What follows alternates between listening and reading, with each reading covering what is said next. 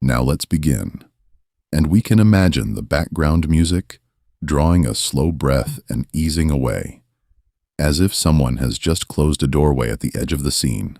The pale sand of the paths recedes. The roar of titans goes quiet. In this story, we will step into a much smaller space, a cramped room in the Liberio internment zone, on an evening when nothing remarkable seems to happen. Outside, the streets are narrow and worn, the cobblestones polished by centuries of boots and cartwheels. Tonight, they hold the muffled rhythm of Marleyan patrols, the distant tap of heels turning corners, the low murmur of people hurrying home before curfew settles in fully. Thin walls divide one household from the next. A cough in the room beside becomes part of the soundtrack. A pot settling on a wooden floor sounds almost shared. Behind a row of tired buildings, faint yellow light seeps through curtains.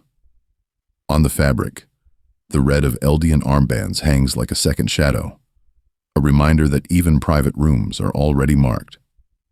Fences sit at the edge of this little world. Not far, not close. Simply there, the way a broom leans by a hearth. Constant, unremarked, shaping how people move without needing to be named. At a small table, in one of those rooms, a boy sits on a chair that does not quite fit him. Zeke's feet do not reach the floor, so he lets them swing in slow, uncertain arcs, toes tracing the air above the scuffed boards. The table is a bit too high. His chin rises just over the edge.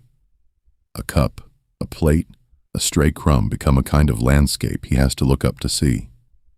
His parents' voices travel across that landscape. Grisha and Dina sit close together, on shoulders leaning in, hands occasionally brushing across papers spread on the table.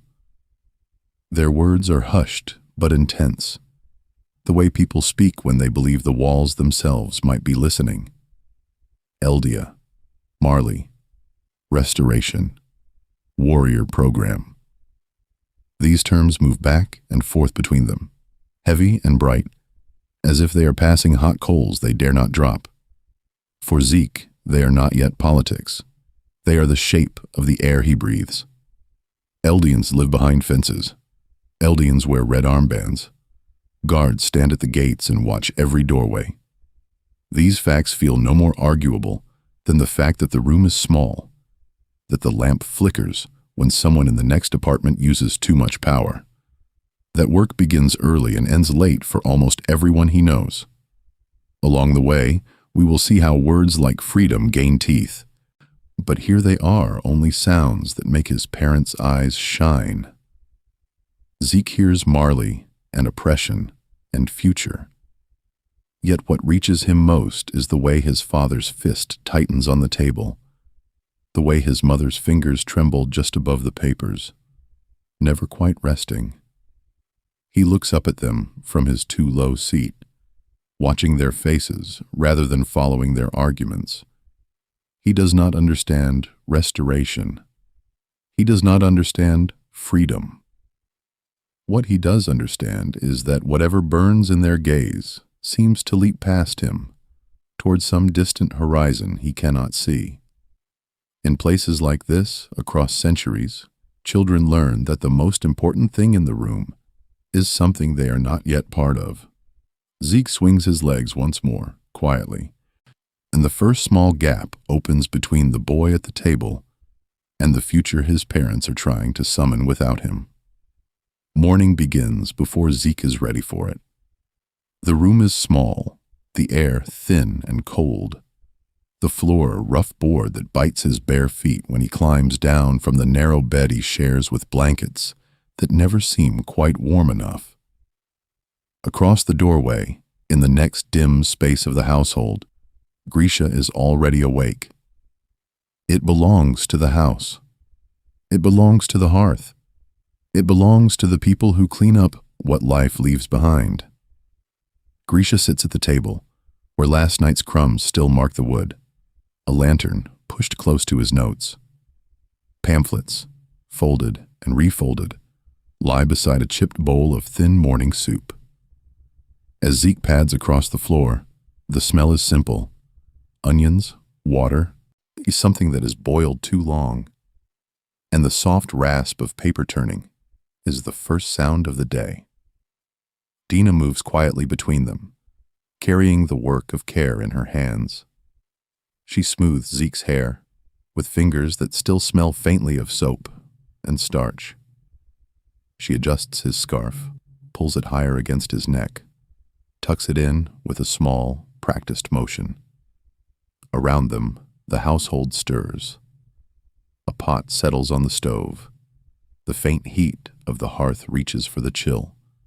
A broom leans in the corner where dust gathers. Grisha barely looks up, but when he does, his gaze is already measuring, already elsewhere. In this story, we will see that Zeke's first lessons do not begin in a classroom. They begin at this table, in this cramped room, with a father who asks questions before the boy has finished his soup. What did they tell you about Marley yesterday? What do they say about Eldians? Short questions, long answers expected.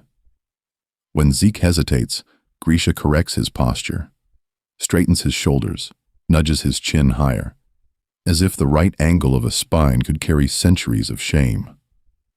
Dina's stories sound gentler, but they carry the same weight. At night, when the streets outside have quieted and the thin walls hold in the day's leftover warmth, she traces lines on a worn map with Zeke's finger. Here, the old Eldian Empire. Here, the lands they lost. Here, the place where people say witches once walked the earth, with powers stolen from their ancestors. Along the way, we will hear words like sin and atonement, glory and restoration, spoken in the same tone she uses to tell him to wash his hands or mind the step at the door. That overlap between daily life and ceremony gives his childhood its first shadow. Zeke repeats phrases he does not fully understand, the way he repeats the route to the warrior training grounds or the rules of the playground. Bread needs slicing. Boots need lacing. A child needs to learn why his armband marks him. When Dina praises him for remembering a detail about Eldia's fall, when Grisha nods sharply at a correctly recited date, the approval feels no different from being told he has done his chores well. He experiences grand ideas as small sensory tasks, holding a pamphlet that smells of ink and damp, tracing a border on a map until the paper softens under his fingertip, standing straighter when his father's voice tightens, feeling a knot in his stomach when he cannot answer quickly enough. Is this love, or is it duty? In places like this, across centuries, children are not given the tools to separate the two. Now let's begin to notice how tightly they are woven for him. When Dina hugs him, she reminds him he is special, chosen to help restore their people. When Grisha rests a hand on his shoulder, it is to tell him that he must work harder, listen better, be ready for the warrior program that will open the doorway to their salvation.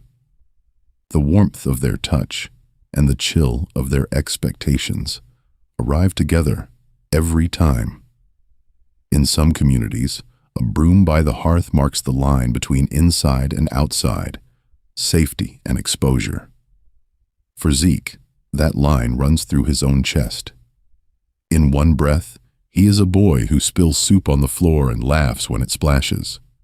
In the next, he is a future symbol, pressed to memorize the sins of his ancestors and the promise of a distant uprising. He cannot yet see that this mix of tenderness and pressure is not neutral. He only knows that to be held is to be reminded of what he owes. As the days repeat, the early mornings, the questions over breakfast, the maps at night, the weight grows familiar. It feels natural that every story about the past ends with a task for him. It feels inevitable that every gesture of affection carries a lesson. by the time the warrior program is more than a word whispered over the table, Zeke has already learned that to disappoint his parents would be to betray something much larger than this small room. And yet, as we will see next, the first crack in that belief will not come from them at all, but from a different adult who finally looks at Zeke as a child before a cause. The different adult who first sees Zeke as a child will arrive soon.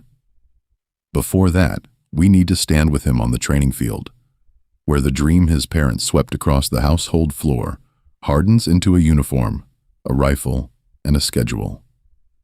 The Marleyan warrior program, as Zeke first meets it, looks almost ceremonial. Neat lines of children, armbands bright against plain clothes, instructors in crisp coats moving up and down the rows. They speak of honor, of citizenship, of becoming useful. For Eldian families in Liberio, this doorway promises a way out of the internment zone, a path to better rations, safer streets, a future where their children are not only cleaning the hearth but guarding the walls. In this story, we will see that for Grisha and Dina, this is not just about comfort. It is strategy. They bend over the table at night, maps and pamphlets spread where a simple broom once rested. If Zeke becomes a warrior, he can enter Marley's military, inherit a Titan, and carry their restorationist hope straight into the enemy's heart. Bread needs shaping. Water needs hauling. A revolution, in their view, needs a child who can pass inspections and repeat the right slogans. For Zeke, those slogans arrive before any real understanding. He is 7, then 8, hearing his parents tell him that he must succeed for all Eldians, that every lap he runs, every test he passes, will help free their people from centuries of oppression.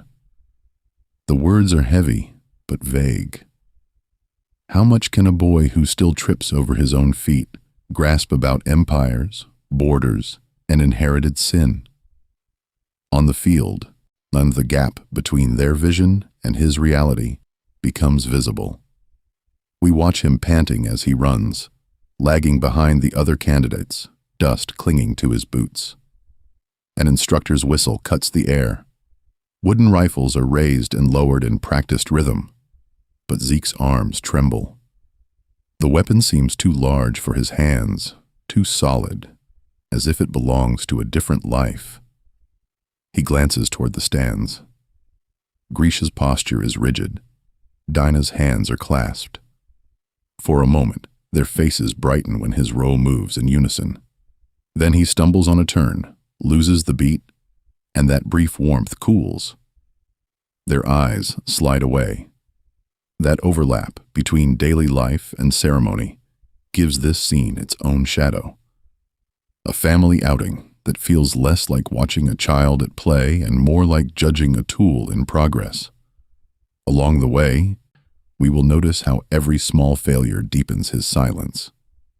At home, praise is reserved for reports of progress, for rumors that certain children may be chosen for Titan inheritance. On the field, Zeke coughs, shoulders heaving, fingers barely able to lift the training rifle into position. Yet the talk around him remains grand. Liberation, destiny, the fate of their people. It belongs to the house. It belongs to the hearth. It belongs to this boy who has been told that the future of Eldians rests on shoulders that can scarcely bear the weight of wood and metal. As we move forward, we will see how that gap between expectation and ability opens wide enough for another adult to step through, and how the warrior dream begins to twist into something far more dangerous than his parents ever intended. It belongs to the uniform now. It belongs to the drill yard. It belongs to the boy who cannot quite keep pace with the line of children in front of him. Dust rises from the packed earth as boots strike the floor of the training ground in steady rhythm. Reiner, Bertolt, and the others move as one broom of motion, sweeping forward when the whistle shrieks. Zeke lags behind. His lungs burn. Each breath rasps in his chest as he reaches for a rifle that feels heavier every day. The instructor's voice cuts across the yard, sharp and metallic, calling numbers, calling times, calling out the gap that has opened between this child and the future his parents described. We watch him stumble on a turn, a fraction too slow to drop to one knee. The dust his classmates kick up coats his glasses. It settles on his tongue, mixes with the sour taste of failure. The whistle blows again, short, punishing.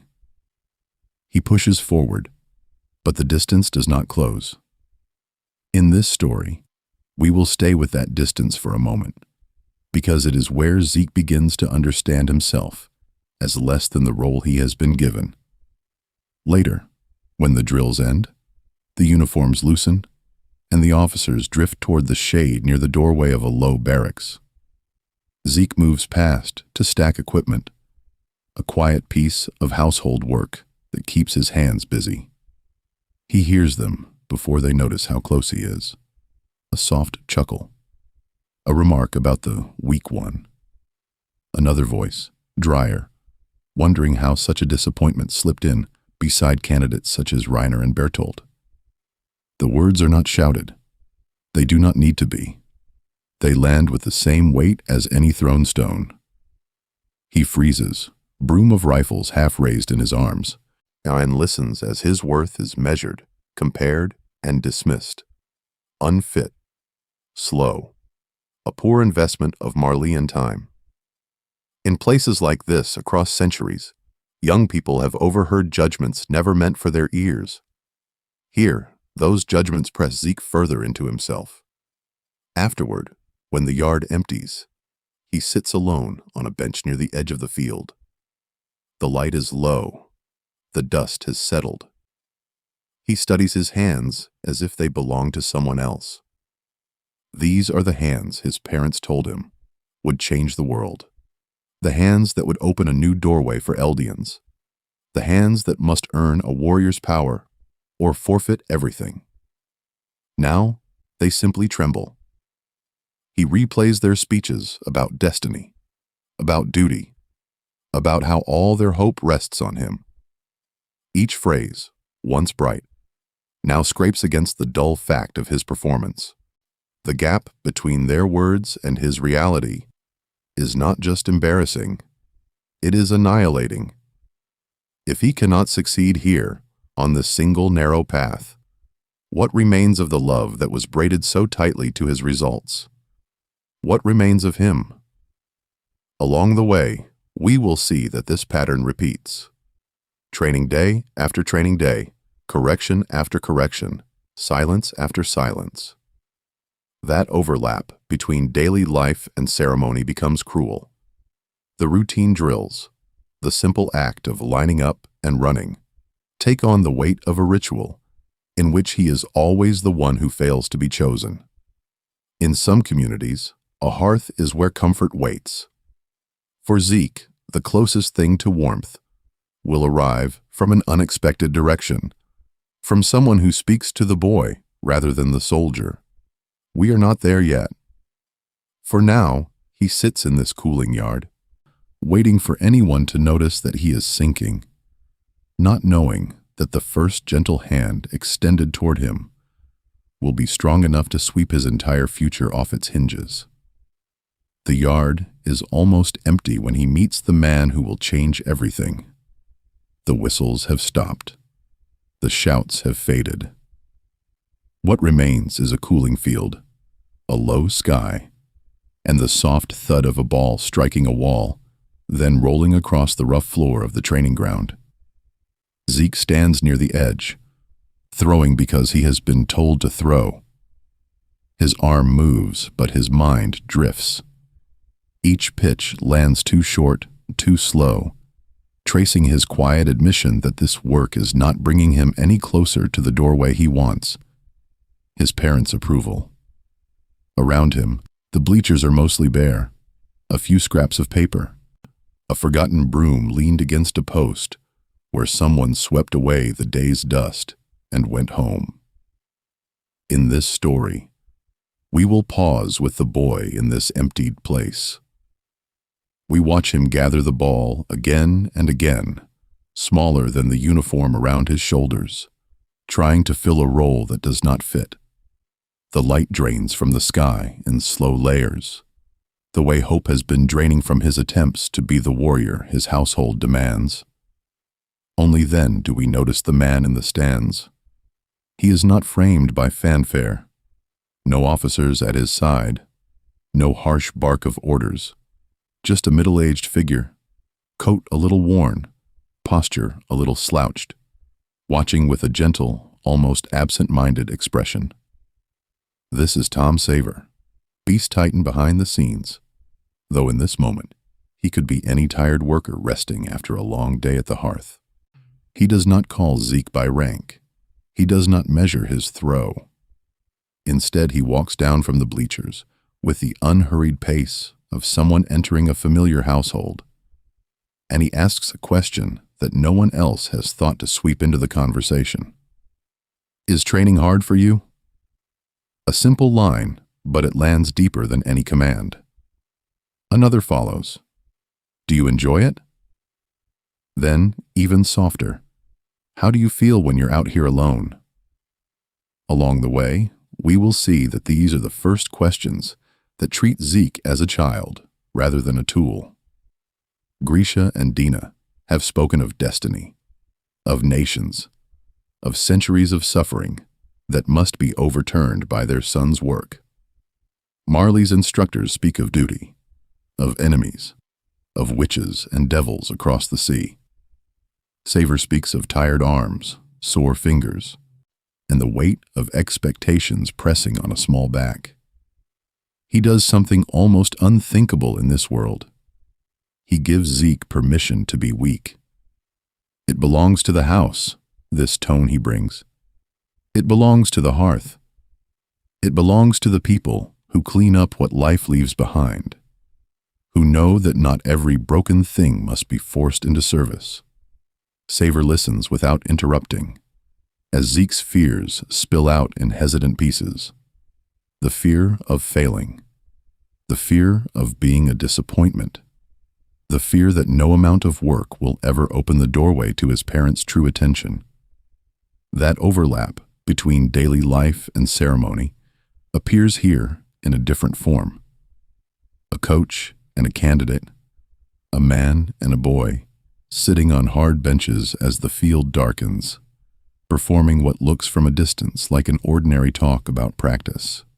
Yet in places like this, across centuries, the smallest conversations have rewritten entire stories. Zeke realizes, slowly, that this man is not waiting to correct him. He is simply listening. A new warmth flickers where only duty has burned. It is small, but it is steady. A loyalty begins here, in the quiet between throws, that will one day outweigh blood, ideology, and the entire household. Dream his parents tried to build around him. We are not yet at betrayal. We are only at a boy discovering that someone, at last, hears him, and that being heard might be worth everything. From here, the pattern settles in so quietly that it almost feels accidental. After drills end, and the other candidates drift back toward the barracks, Zeke lingers at the edge of the field. Saver is there, as he always seems to be, a little apart from the doorway and the noise, a ball in his hand. One easy throw, one careful catch. A new rhythm begins. The sound is small but steady. Leather into glove, glove back to leather. It marks the afternoon the way a broom marks the floor, one pass after another, until the space feels changed even if nothing obvious has moved. In this story, we will see that this is where Zeke's week really starts to breathe. Classes, propaganda, and training blur together, but this simple work of throwing and catching becomes the hearth of his days. At first, their words stay close to the drills. Arm angles, grip, how to make the ball cut the air. Saver explains muscles and momentum the way other adults explain history and guilt. Then, slowly, the talk drifts. A missed question on a test. A careless insult from a Marleyan instructor. The way his parents barely look up from their restorationist plans when he comes home through the doorway. Zeke does not break down. He erodes. One admission per afternoon. One small confession per throw. He mentions that his father seems disappointed. That his mother goes quiet when he fails. That he feels, in a way he cannot quite name, that he is failing everyone. The ball leaves his hand a little too fast on that sentence. Xaver still catches it. Xaver's answers are gentle, but they are not the polished speeches Zeke hears at home. He speaks in fragments, in the pauses between catches. He mentions a wife, a child. Both gone now, because he believed a story about Eldian guilt and Marleyan safety, and chose his research over his household. He does not stage this as a dramatic confession. It seeps out between the thump of the ball and the crunch of gravel under their boots. In places like this, across centuries, people have used small routines to carry unbearable truths. Here, the ball takes that role. Xaver admits that his work did not save his family, that the world did not reward his loyalty.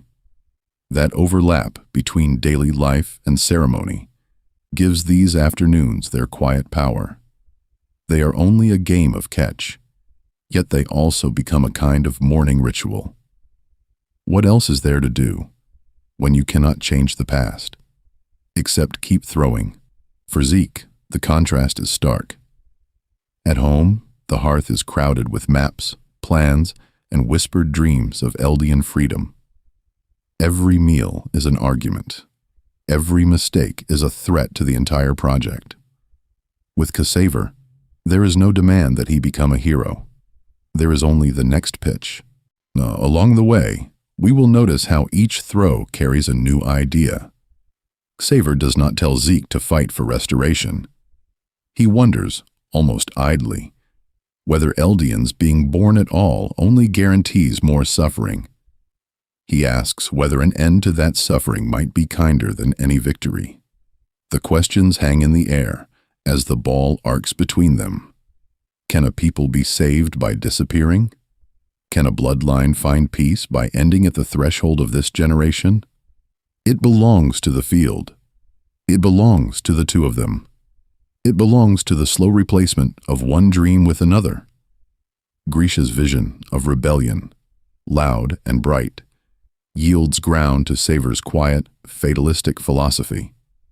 Each catch settles it a little deeper. Each throw sweeps away a bit more of the old dust. By the time Zeke realizes that his loyalty has shifted, the work is already done.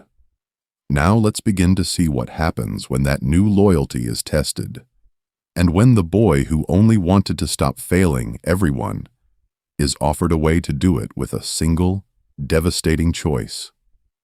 The danger does not arrive all at once. It gathers in the corners of the Liberio streets, the way dust gathers along a floor that no one has the time to sweep. Quiet new patrols. Uniforms lingering at the edge of the Eldian zone. Neighbors lowering their voices when certain names pass across the doorway. In this story, we will stay close to the small details that tell Zeke something is changing. His parents come home later. Their whispered arguments grow sharper, then stop altogether when he walks into the room. Grisha's eyes, once fixed on distant, heroic centuries and grand restorationist plans, begin to flick toward the windows, the walls, the thin partition between their household and Marley's listening ears. Dinah folds pamphlets near the hearth and hides them under the table when boots pass outside. Rumors move through the district, the way a broom moves through a cramped kitchen. A family disappears. A familiar man from the market is suddenly transferred. People mention Paradis in tones meant to sound casual, but their hands tense around cups and tools. Zeke is young, but he is not untouched by this work of fear. He understands, in a blunt child's way, that whatever his parents are doing could end with them thrown from an airship, turned into mindless titans on some distant shore. One evening, he hears it more plainly. A snatch of conversation from Marley and soldiers on a street corner. Restorationists, evidence, pre-informants. His own building mentioned, not directly, but close enough that the word brushes his skin. Panic does not arrive all at once either. It rises, slow and choking, as he walks to the field where Saver waits with the ball. Zeke does not bring a strategy to that meeting. He brings a confession. Along the way, we will see that this is the one person he trusts to hear him without turning the moment into a lecture or a slogan. Haltingly, he tells Saver about the pamphlets, the meetings, the late nights, the way his parents' work has always mattered more than whether he passes or fails. What should he do? How does a child sweep a mess this large out of his own household? Saver listens. He is a man who has already lost his own family to Marley's quiet, relentless machinery. And he carries that absence the way others carry a broom, always in hand, always ready. To him, Zeke is not a soldier or a symbol. He is a boy who will be crushed if he stands between the authorities and their next arrest.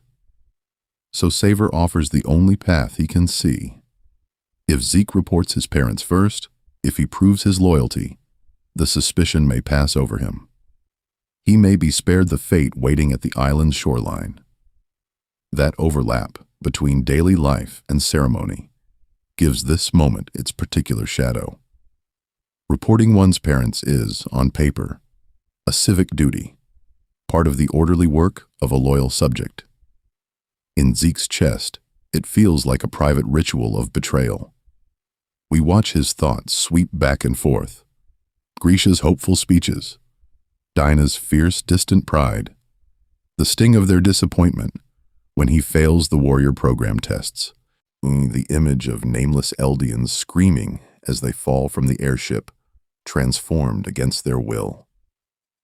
He weighs those against Saver's quiet voice, the only adult presence that has ever told him it is enough simply to keep living. Which is worse, to betray the household that never truly saw him, or to be dragged through that final doorway to paradise as a beast without a mind. Now, let's begin to see how survival takes on the shape of treachery. We leave Zeke standing in a dim hallway outside a plain office door, the institutional broom leaning nearby, the smell of paper and ink in the air. His hand trembles above the handle. On one side waits his family. On the other, the thin promise of safety. He draws a breath, and the story pauses on the brink of his choice. He turns it. The latch clicks. The doorway stops being a choice and becomes a passage. On the other side, the world narrows to a room that smells of ink, paper, and stale tobacco. The kind of institutional hearth where other people's lives are quietly rearranged. A clerk sits behind a desk, uniform pressed, expression already tired. His broom is a pen. His floor is a stack of forms. He does not look up right away. We hear the scratch of metal on paper as he finishes a line.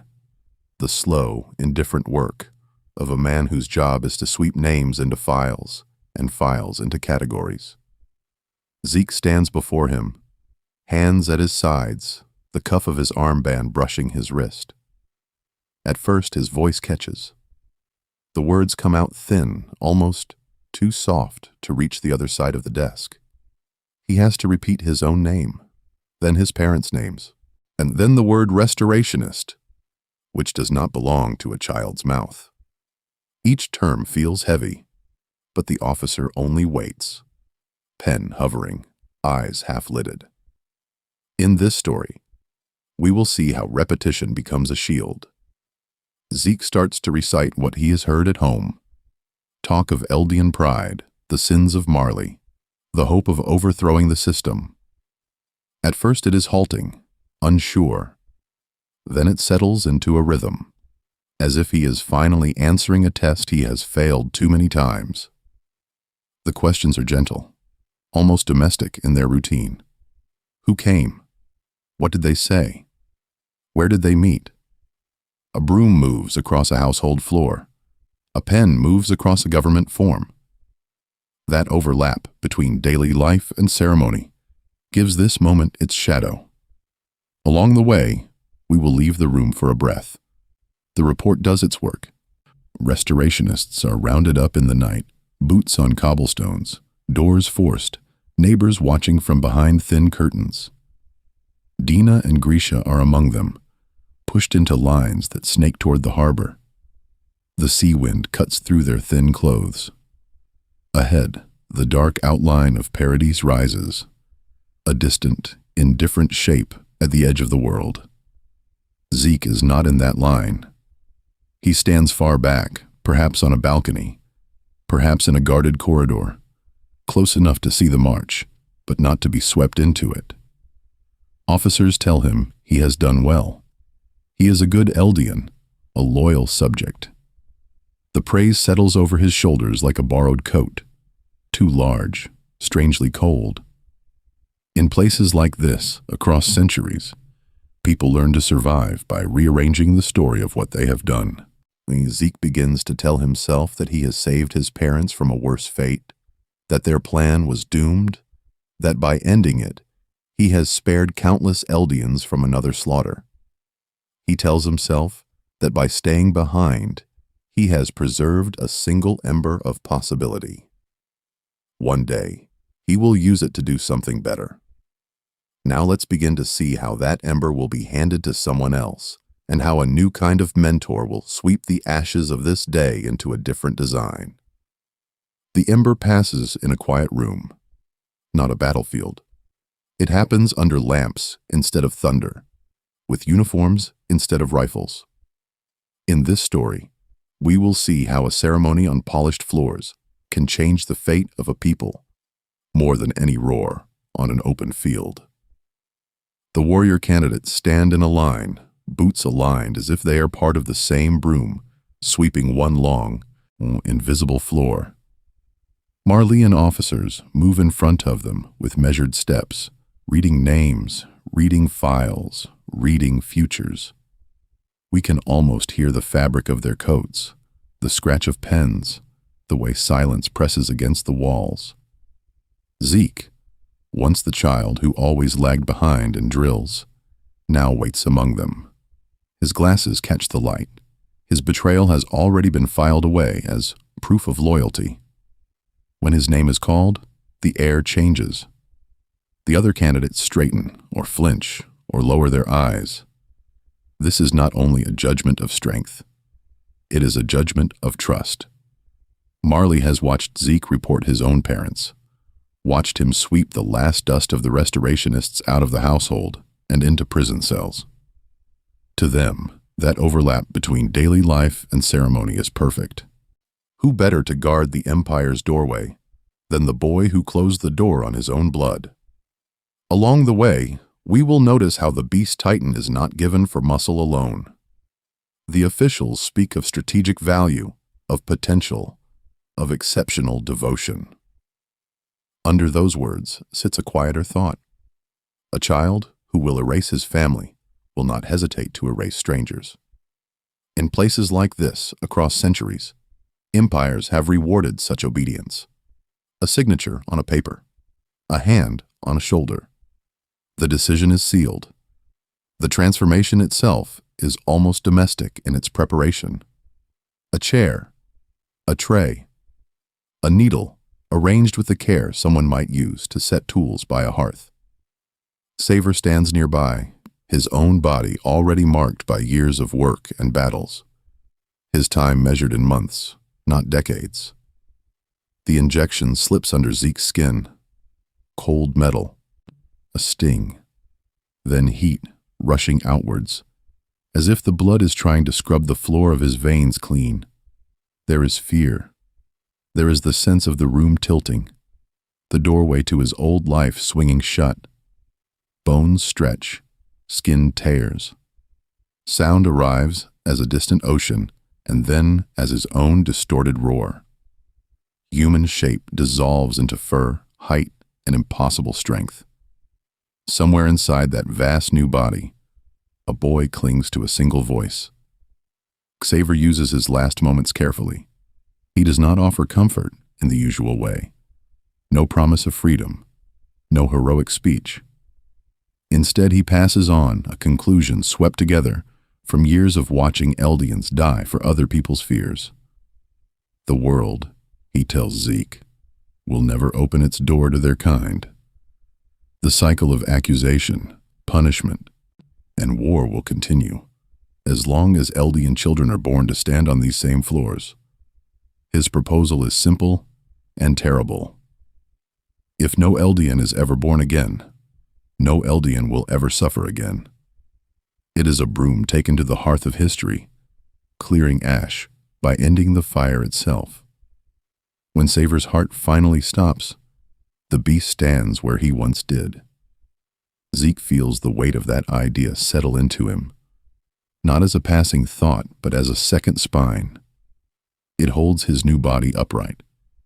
It shapes the way he looks at every camp, every child, every boundary.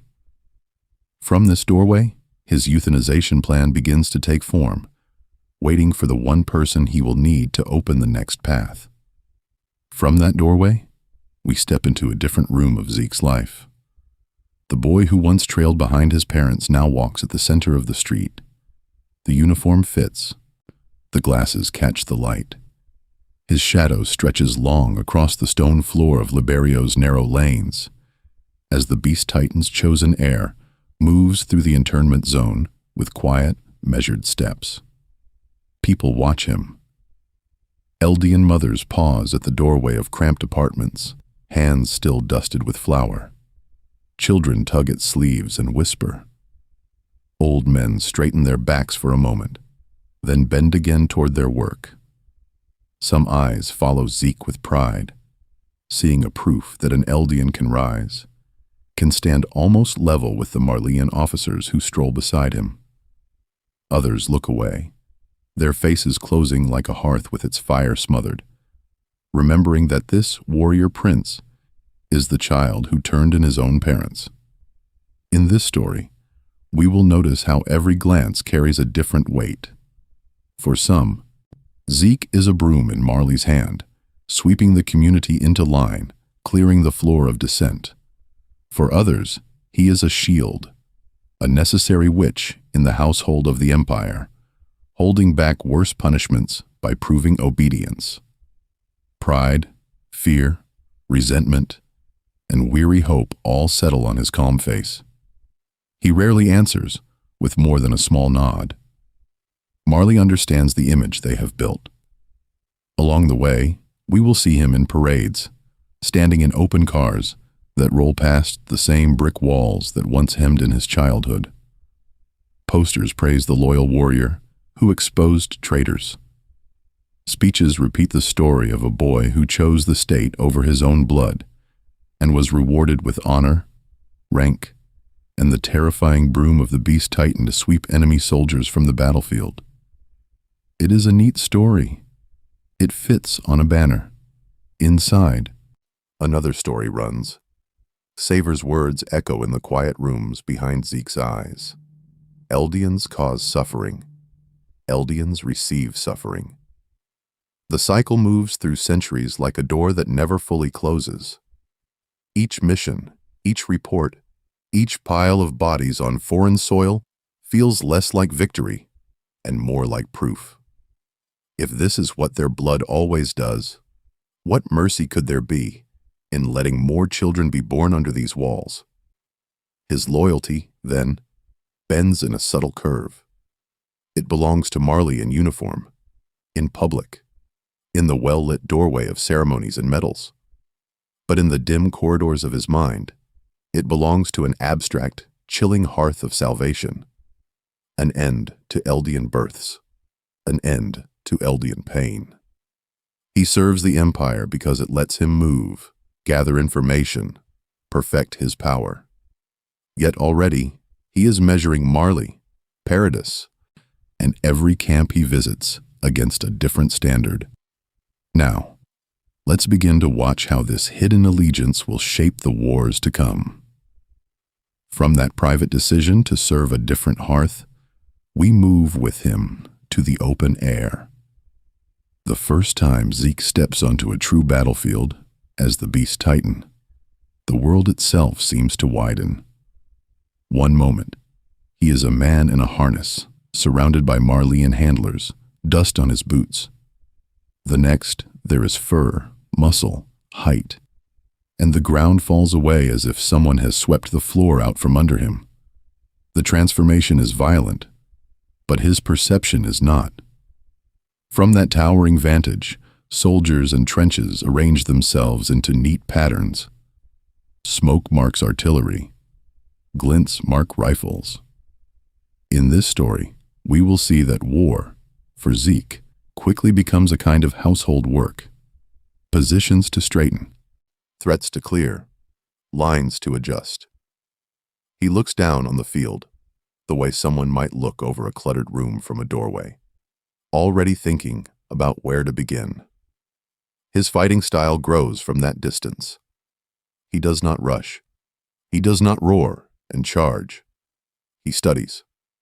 A formation advances, and he traces its weak point the way a broom traces a crack in a hearthstone.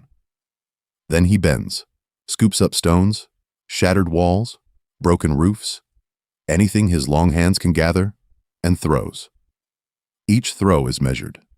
Each arc is calculated. Human bodies become points on a diagram, erased with a single, precise impact. There is a strange calm in this. The screams reach him only as faint echoes. Blood becomes dust. In places like this across centuries, commanders have spoken of the numbness that follows repeated killing. For Zeke, that numbness arrives early, paired with a cool, almost academic curiosity. How far can he throw? How tightly can he group the impacts? War turns into an experiment, conducted over a ruined village floor. Then there is the other power. When he inhales and lets out that ragged, bestial scream, men who drank his spinal fluid in wine or rations convulse and twist. They become titans in an instant, bursting from uniforms, from the ordinary fabric of their former lives. Along the way, we will see that this is where his self-image crystallizes. He is not only a weapon, he is a shepherd. These mindless figures stagger and lurch at his command, driven toward enemy lines, toward walls, toward their deaths. He walks behind them, as if behind a line of doomed workers, sweeping the path clear with their bodies. That overlap between daily life and ceremony returns here in a darker form. The transformation is a ritual without consent, a mass conscription written into flesh. Zeke directs them with small gestures, with stones that herd rather than simply kill, to Marleyan officers watching from their own sheltered doorway of sandbags and scopes. The effect is undeniable. Reports speak of annihilated enemy units, minimal Marleyan losses, and a beast titan who follows orders yet improves on them. Admiration grows first, then a quieter unease. A man who can turn Eldian soldiers into disposable titans, who can erase a town with rubble from its own houses, is useful. He is also frightening. So they grant him more autonomy, more say over operations, more room to design the shape of each engagement. Zeke accepts this space with the same measured composure he shows on the field. He refines his throws. He refines his timing. He refines his use of screaming command until whole offensives move at his pace. We might expect such power to intoxicate him. Instead, he settles into it, as if into a familiar room. He tells himself he is not creating suffering, only arranging it, sweeping it, managing what was always going to happen to his people anyway. By the time the world names him The beast on the battlefield. He has already made peace with being a calm, methodical executioner. The next campaigns will test how far that calm can stretch when new walls and new Yeagers enter his field of view. The next campaigns do not begin on the battlefield. They begin in a cramped warrior barracks, at a plain table, under a low ceiling where dust drifts down like ash. Reiner, Annie, and Bertolt sit there as the younger generation of weapons, uniforms still a little stiff, eyes still searching the room for approval. Zeke leans back, relaxed, the senior warrior, whose calm seems to sweep tension from the floor. He watches them the way someone watches a household hearth, making sure the fire does not flare out of control or die too soon. Reiner talks most, filling the doorway of conversation with reports, excuses, plans. Annie listens, guarded. Bertolt hovers at the edge, apologizing even when he breathes. In this story, we will see how Zeke steps into the empty spaces between them, offering a quiet word here, a small correction there, until his presence feels almost domestic, almost safe. There are shared meals where he breaks bread with them, passing plates, asking about injuries and sleep. There are late-night walks along the perimeter fence, where boots crunch the ground, and he lets Reiner speak until the younger warrior's fractured identity shows through every sentence. A mentor asks questions. A handler records answers. Zeke does both, while his expression stays gentle, and his mind measures every crack in their resolve. Along the way, we will notice how he frames each mission. He speaks of Marley's needs, of the Eldian duty to work off ancient sins, but he also folds in something more private, the promise that their suffering has structure, that someone has swept it into an orderly pattern. When Reiner hesitates about returning to the island, Zeke does not argue loudly. He simply observes that the operation is inevitable, that if they do not act, others will, and the deaths will only be messier. Who wants a mess on the floor when it can be contained at the hearth? Reiner, already split between soldier and warrior, clings to that explanation. He needs a broom to gather his scattered selves, and Zeke offers one in the form of calm narratives. Their actions become necessary, their victims unfortunate, but fated. In places like this across centuries, people have followed confident adults through much darker doorways for less. The pattern does not end with this trio. It waits. Years later, when Gabby and Falco step into the same worn paths, Zeke will again present himself as the understanding adult, the one who listens to their doubts about the world, and then nudges them toward the missions he already chose. That overlap between daily life and ceremony appears once more. Shared meals, quiet talks, a hand on a child's shoulder before sending them toward blood. Now let's begin to notice the interruption. For all his composure, Zeke's careful mentoring will eventually collide with children who ask different questions, who stand in the doorway and refuse to move the way he expects. The next part of his story unfolds when those younger warriors, and one particular Yeager, step beyond his script. Those younger warriors do step beyond his script, but before they can refuse his pattern, Zeke helps design the pattern itself. In the polished offices of Marleyan Command, far from any hearth or broom or scraped barracks floor, the plan to invade Paradis begins as a tidy proposal. 4 gifted children, bearing 3 titans, will slip through the doorway of enemy territory and pry the founding titan from the walls. Zeke, already the beast titan and a trusted warrior, lends his quiet authority to the room. He supports Reiner, Annie, Bertolt, and Marcel as the ideal tools for a delicate, deniable operation. He does not shout. He does not need to. His presence says that this is normal work. Children have always been swept up when the household of Marley needs cleaning. In this story, we will see how he frames it as duty rather than sacrifice. To the generals, he can calmly argue that young bodies move more easily, draw less suspicion, and can be disavowed if the mission fails. The words are cold, but they fit the logic of the system that once trained him. When he addresses the warriors themselves, the tone shifts.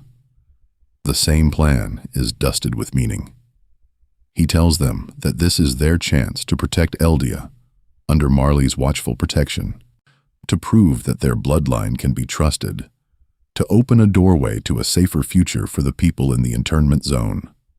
Along the way, we will notice how he repeats the phrases that once comforted him: honor, redemption, the hope that obedient work might one day wash the stigma from their families' names. The horror sits just under the surface. They are children sent behind enemy lines, expected to walk across a battlefield that will stretch for years. Yet Zeke has grown up in a world where Eldian lives are always already forfeit. His own childhood, parents using him as a tool, state instructors using him as a shield, Tom Casaver gently teaching him that the only mercy may be to end future births, has swept away the usual boundaries. That overlap between daily life and ceremony, between playing soldier and dying as one has become ordinary to him. From the mainland, he hears what follows as reports. Marcel devoured at the edge of a forest, Annie breaking under the strain, lashing out and withdrawing. Reener's fractured self, rearranging his mind to survive the weight of what he has done. For years, they bleed and kill and sleep inside enemy walls, while Zeke trains, advances, and prepares the next phase of the war. In places like this, across centuries, commanders tell themselves that pieces must move so that the board can change. Zeke is no exception.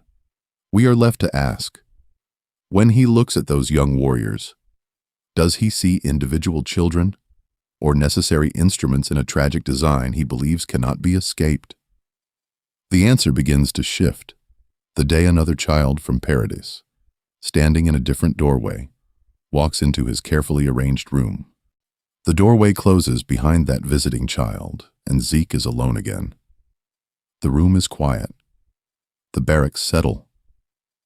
Far from the hearths of Liberio's cramped homes, he sits on a narrow bunk and lets the day's orders fall away, one by one, like dust from a broom shaken out over a dark floor.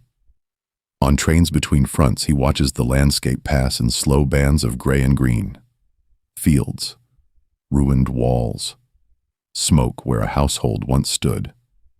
In this story, we will see him return to these in-between spaces again and again, the places where no one is shouting, where no commanders are watching. In places like this across centuries, people replay words they cannot forget.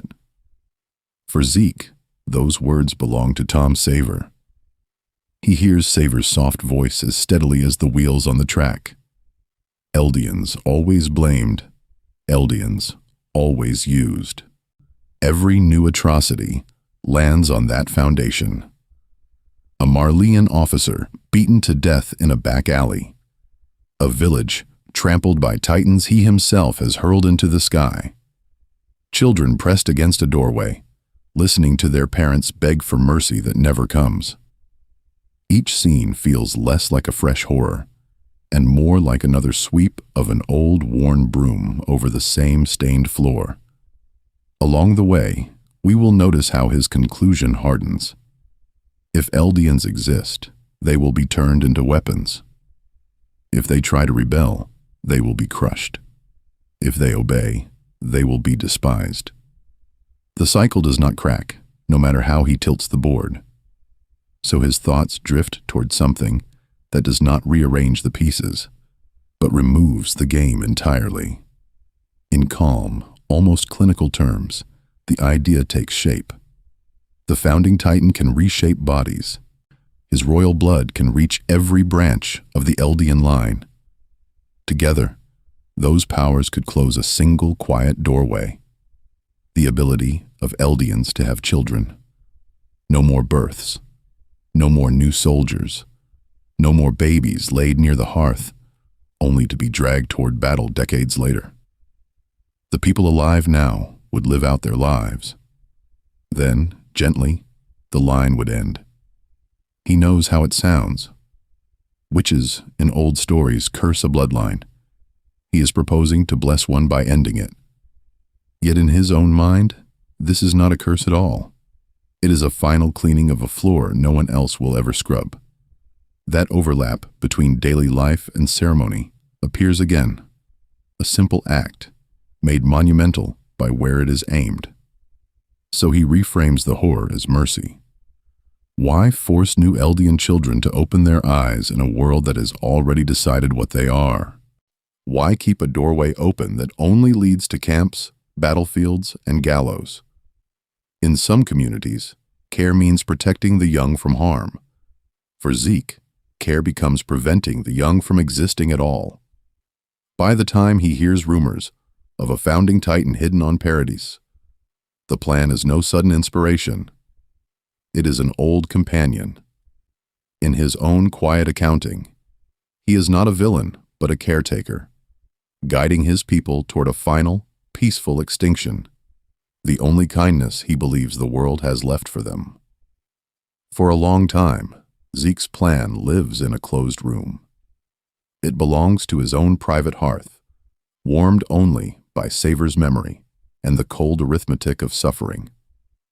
Then a report arrives that opens a new doorway he never expected to see again. Marley's intelligence on Paradis is fragmentary, being swept together from broken scouts and distant ships, the way a broom pulls dust from the edges of a floor. Names, dates, sightings of a man who should have been dead. In this story, we will watch as those scraps slowly arrange themselves into a shape Zeke recognizes. Zeke Yeager did not die on the island. He crossed the sea, stepped into another household, and began again. The first hints are dry. An Eldian doctor infiltrating the walls. A man who stirred royal blood. A man who stole the founding titan. On paper, he is only a traitor to Marley. But for Zeke, the letters on the page lean toward him, like a familiar shadow by the fire. Grisha survived. Grisha kept working. Grisha had a second life, where his first son did not exist. Along the way, we will notice how Zeke's reaction does not move in a straight line. There is the sharp shock, the small childish hope that his father might have suffered. There is bitterness, that old grit on the floor of his mind, that someone else became the favored child in a house he once tried to protect. There is curiosity, too, slow and reluctant. Who is this child who grew up with the father Zeke lost to ideology and prison walls? The name reaches him next, Aaron Yeager. At first it is simply attached to a titan in enemy hands, the attack titan that shattered Marley's gate and hurled stones of its own. An abstract enemy, a weapon that must be countered. But as reports deepen, as testimonies from Reiner and others trace Aaron's movements, Zeke begins to hear an echo. The attack titan, once held by Savor, then stolen by Grisha, now rests with Grisha's second son. That overlap between daily life and ceremony appears again here in a different form. A father passes power at a doorway between worlds, from Liberio to Paradis, from one child abandoned to another embraced.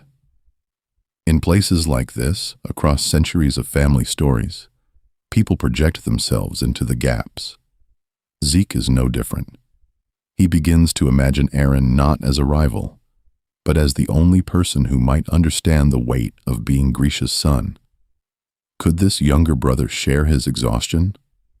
Could he be persuaded that the only clean floor left for their people is one where no Eldian children are born to sweep up blood and ash? Now let's begin to see how strategy bends around that question. Aaron becomes, in Zeke's mind, not merely a target, but a potential partner, a tool, and perhaps a mirror. His next moves will no longer be guided by politics alone, but by this distant brotherhood he builds in his own imagination, a fragile bridge across the sea that he is determined to test. Strategy, in Zeke's hands, does not stay on paper. It walks onto battlefields. It stands at doorways between life and death. At Shiganshina, we watch that distant brotherhood he imagines with Aaron drift above ruined streets and broken walls, while his beast titan settles outside the city as if it has all the time in the world. The scene is almost quiet at first. The outer ring of Shiganshina is a hollow shell, a household with its roof torn away, its hearth long cold. Grass pushes through the stone floor. Wind moves through empty window frames, the way smoke once did. In places like this, across centuries, people leave, but their work remains in traces.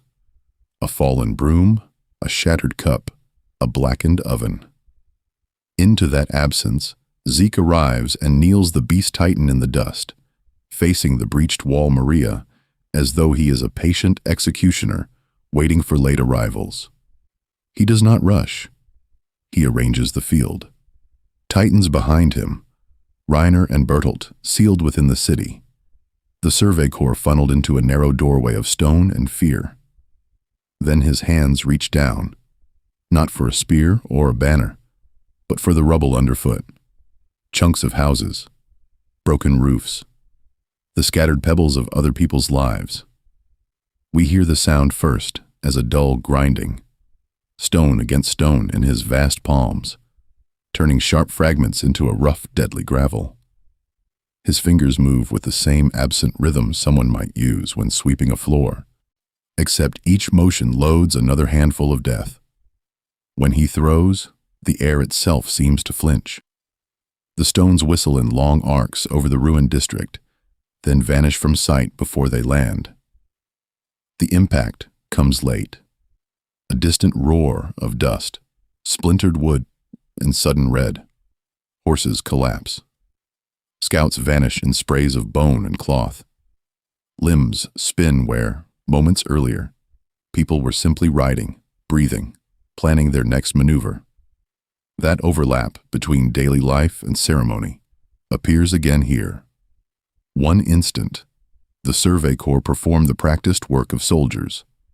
The next, they are part of a ritual slaughter Zeke conducts with clinical precision. His own voice, when he speaks, is almost bored.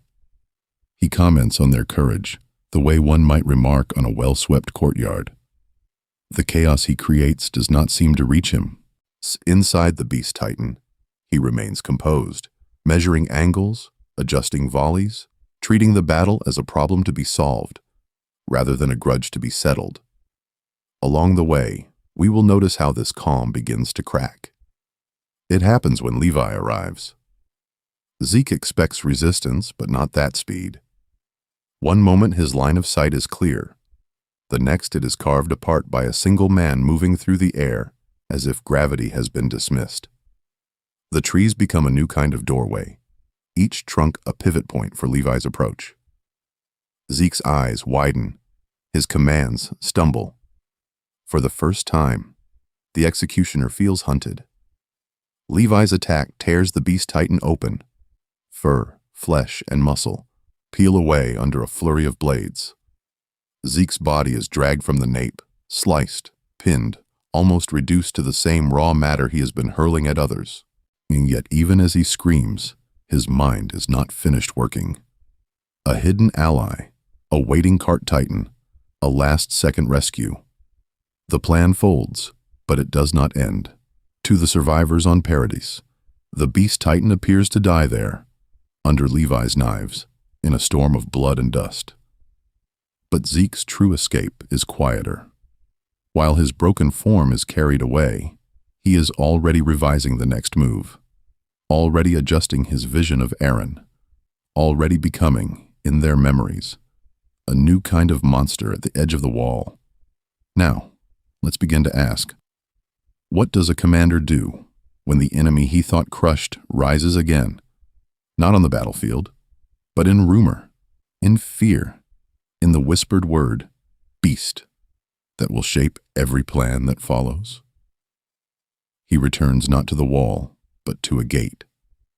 Zeke walks through the doorway of Liberio, past guards who straighten as he passes, past Eldian soldiers who lower their eyes, past Marleyan officers who measure him in a single glance. The Beast Titan has been stitched back into a human frame. Bandages gone. Gait steady. On these cramped streets, his footsteps sound almost ordinary. Almost. In this story, we will watch how a monster comes home and learns again to move through a household without leaving blood on the floor. The internment zone greets him with familiar work and weary people. Laundry hangs between buildings. A woman sweeps her step with a worn broom, pushing dust toward the gutter, pushing memory toward the edges. Children run, then slow when they recognize him.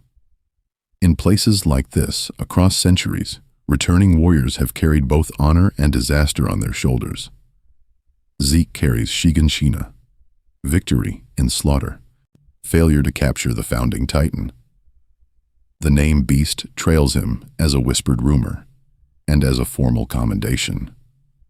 In the meeting rooms beyond that first doorway, the air changes. Maps replace washing lines.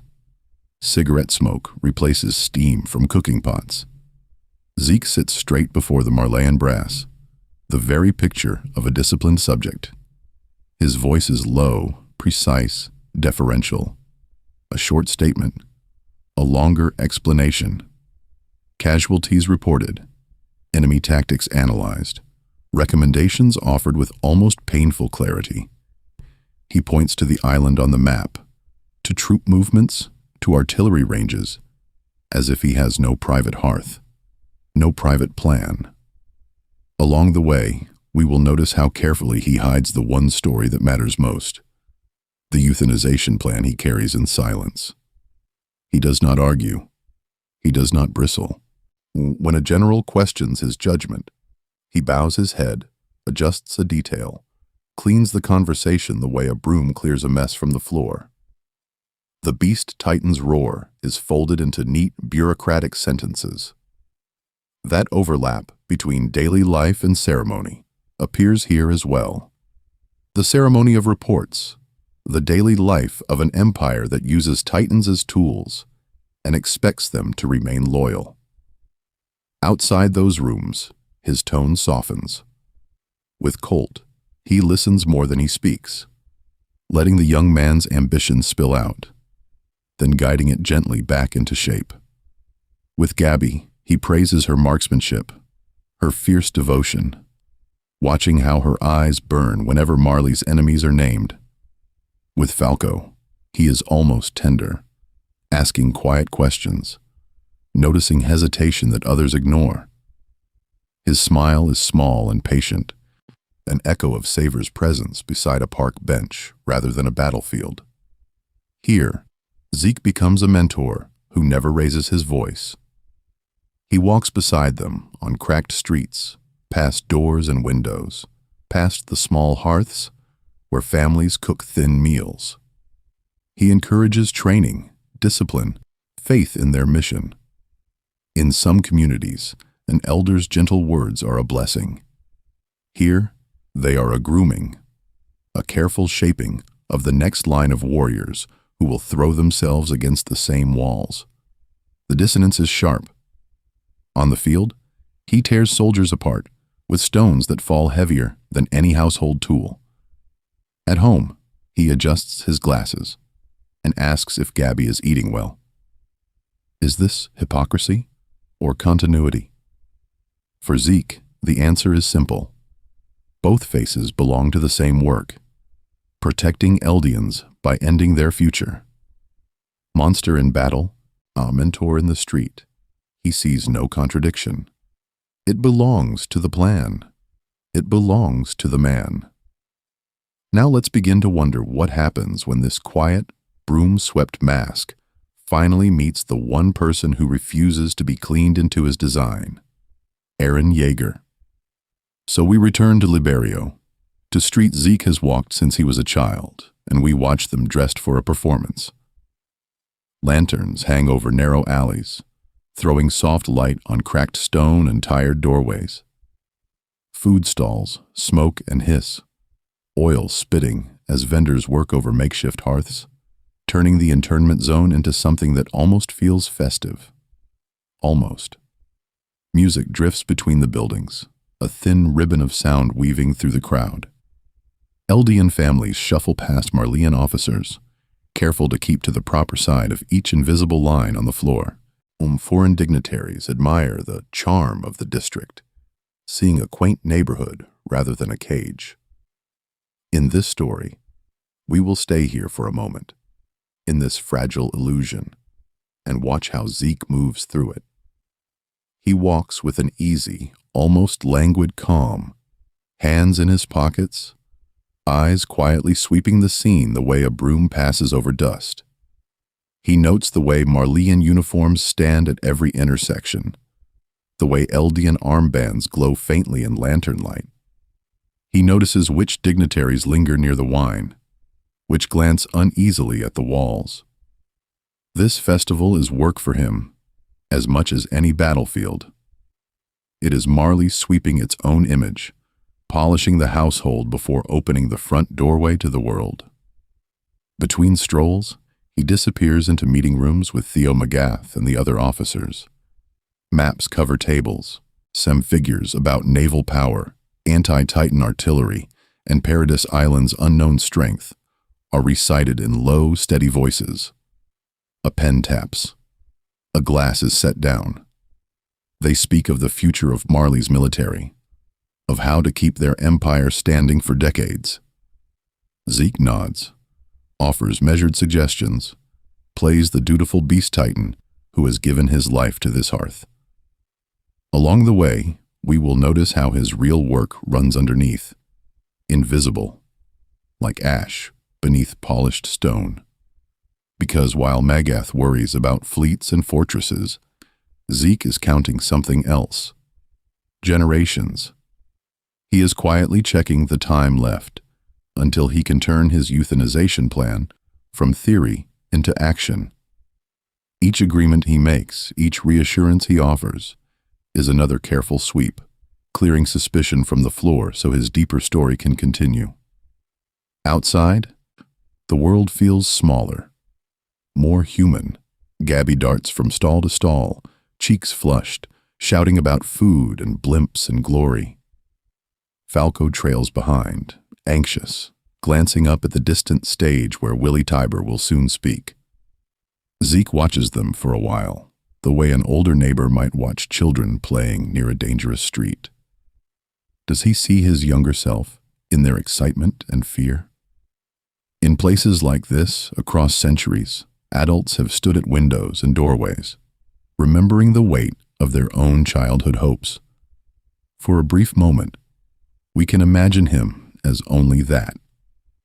A man standing in his old neighborhood, recalling parents who pushed too hard, a mentor who offered a different path, decades of blood soaking into the same familiar streets. That overlap between daily life and ceremony gives this night its first shadow. The festival is a ritual of power, and he is both participant and saboteur. He feels the air tighten as evening deepens, as dignitaries take their seats and the crowd gathers toward the stage. Something is coming. He does not know its exact shape, but he recognizes the pressure before a storm. And he is ready to step into whatever breaks, to use the chaos as one more sweeping motion toward his quiet, absolute end to Eldian birth. Now let's begin to listen for the first crack in this carefully arranged scene. The moment when an island devil walks through Liberio's open doorway and refuses to play the role Zeke has written for him. He hears it before he understands it. A low, rolling concussion under the music and chatter of the festival, as if the floor beneath Liberio's neat streets has become a drum. Then the sound folds into a roar, and the neat facade of Marley's theater district peels open as the attack titan rises, head and shoulders through the roof, scattering stone and people in the same indifferent motion. The scene shifts in an instant, from lamps and laughter to dust and blood. Stalls overturn. Children vanish beneath falling beams. The tidy household order of the internment zone gives way to a raw, exposed hearth of violence in the city's center. In places like this, across centuries, people build districts for spectacle and comfort. Here, the spectacle becomes the sight of Zeke Yeager standing in the ruins, a broom of bone and muscle, sweeping lives aside with every step. Zeke feels the impact through his boots before he sees the Titan's full shape. For a heartbeat, he is only a son of this zone again.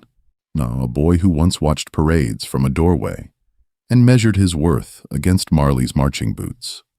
Then calculation returns. Aaron is here. Aaron is alone, or appears to be. And with that single, unauthorized transformation, his younger brother has kicked down a door Zeke meant to open more carefully. In this story, we will notice how quickly a plan must bend. Zeke watches the theater collapse, understands at once that Marley's performance of control before the foreign dignitaries is finished. The world will not see a stable empire containing dangerous Eldians.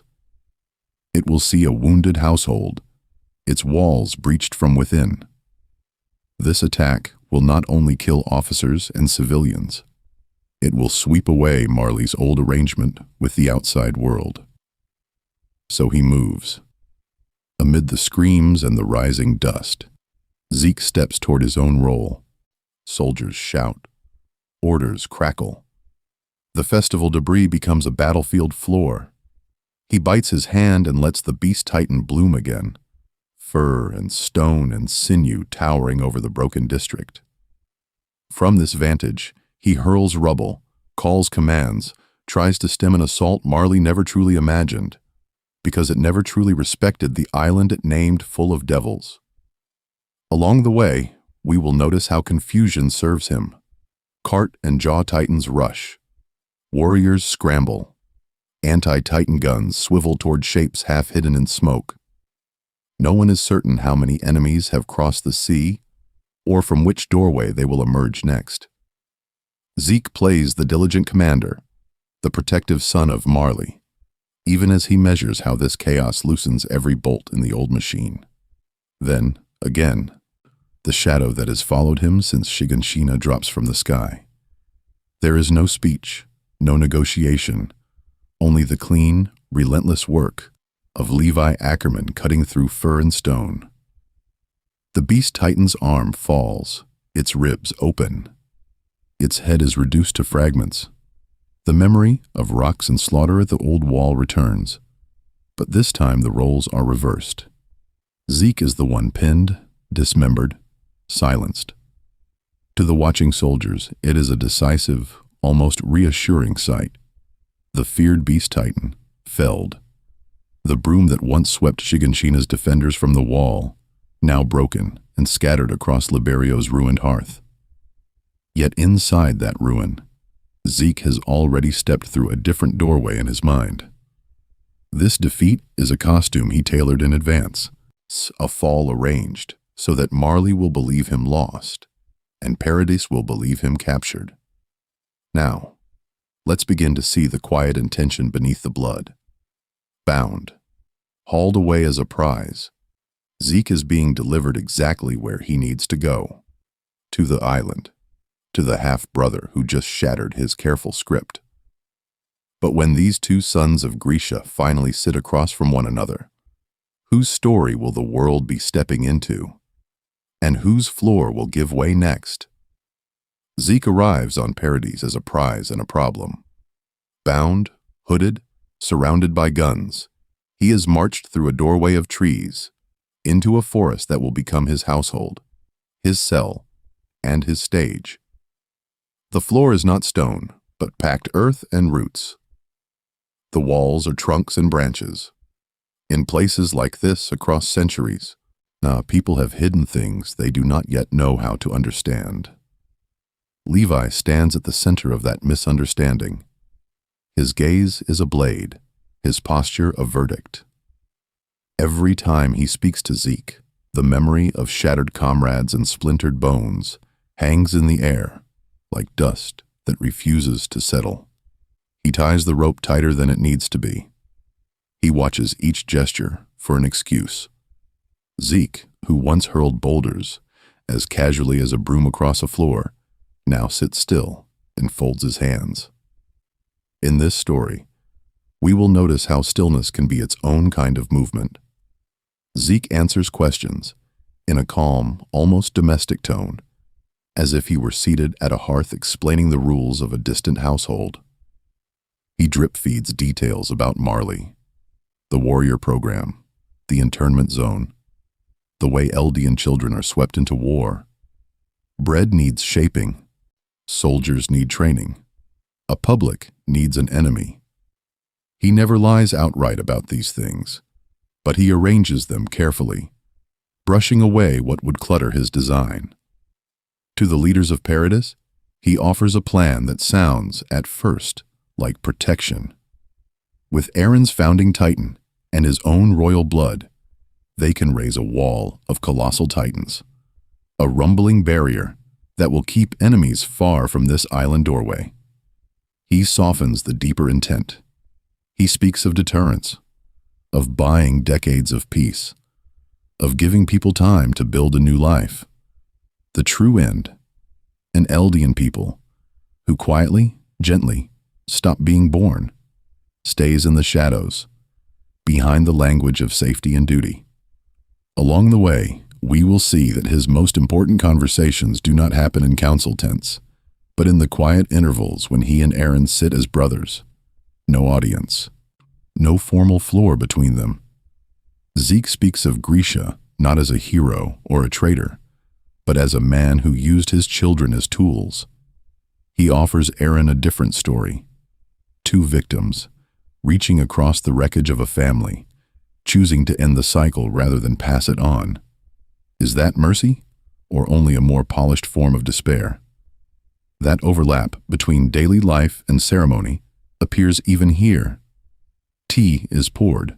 Schedules are kept. Guards rotate. Yet within this forested prison, Zeke feels the grain of time running his way. He carries royal blood. He trusts that Aaron shares his resolve. Surrounded by captors who believe they hold the rope, he settles in as if in a familiar room, convinced that the real power in this house belongs to the one who knows when the walls will fall. It belongs to the house. It belongs to the hearth. It belongs to the people who pour drinks and make toasts and sweep the floor when the guests have gone. On Paradis, Zeke's power moves in the same quiet spaces. We have seen him roar stones through armies, but his most dangerous work will be done in dining rooms and offices with a hand around the neck of a bottle. Zeke's ability is simple to state and difficult to face. His spinal fluid, once inside an Eldian body, turns that body into something waiting. With a single scream, he can strip away their human form, twist them into titans, and arrange them on the battlefield as neatly as tools along a wall. In this story, we will watch how that power, which once seemed bound to open war, seeps into the everyday life of the island instead. Through Yelena and the volunteers, the plan takes on a domestic shape. Marleyan wine, a luxury in this rough household of walls and rationed bread, becomes his broom, the object that carries the spell. Casks arrive in storerooms. Bottles are stacked in military pantries and government cellars. Labels are checked. Seals are admired. No one sees the thin line where medicine, poison, and hospitality meet.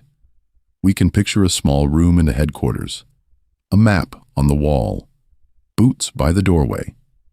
An officer eases back in his chair as another uncorks a bottle, reserved for special occasions. They laugh about the old days in Shiganshina. They complain about long shifts and new alliances. Along the way, we will notice how their hands move in the same rhythm as any household at rest. Pouring, passing, wiping a ring of red from the table before it stains. Each sip binds them more tightly to Zeke's voice, though they have never heard it up close. That overlap between daily life and ceremony gives the wine its first shadow, a toast to victory, a shared cup to welcome the Marleyan volunteers, a quiet drink for a commander working late. In places like this, across centuries, people have trusted what is poured in peacetime more than what is offered in war. Here, that trust becomes the doorway through which Zeke walks. There is a moral coldness at the center of this work. Zeke is willing to turn potential allies into living weapons, to erase their choices so that, in his view, their children will never suffer as he did. He can watch men and women relax around a hearth and still see only pieces on a board. To him, the end of Eldian births justifies every emptied glass, and still, many bottles remain unopened. They rest on shelves in barracks, in officers' quarters, in storerooms under dust. Quiet, unremarkable. Each one a sealed command. Each one a latent titan waiting for a single distant scream to sweep through the island and rearrange the shape of its people forever. Those sealed commands do not stay in cellars forever. They travel. They pass through hands that trust orders, through doorways of barracks and mess halls, until many of them end their journey in one quiet place, a forest of giant trees. Here, the trunks rise higher than any city wall. Light falls in narrow shafts, touching only patches of moss and the packed earth floor.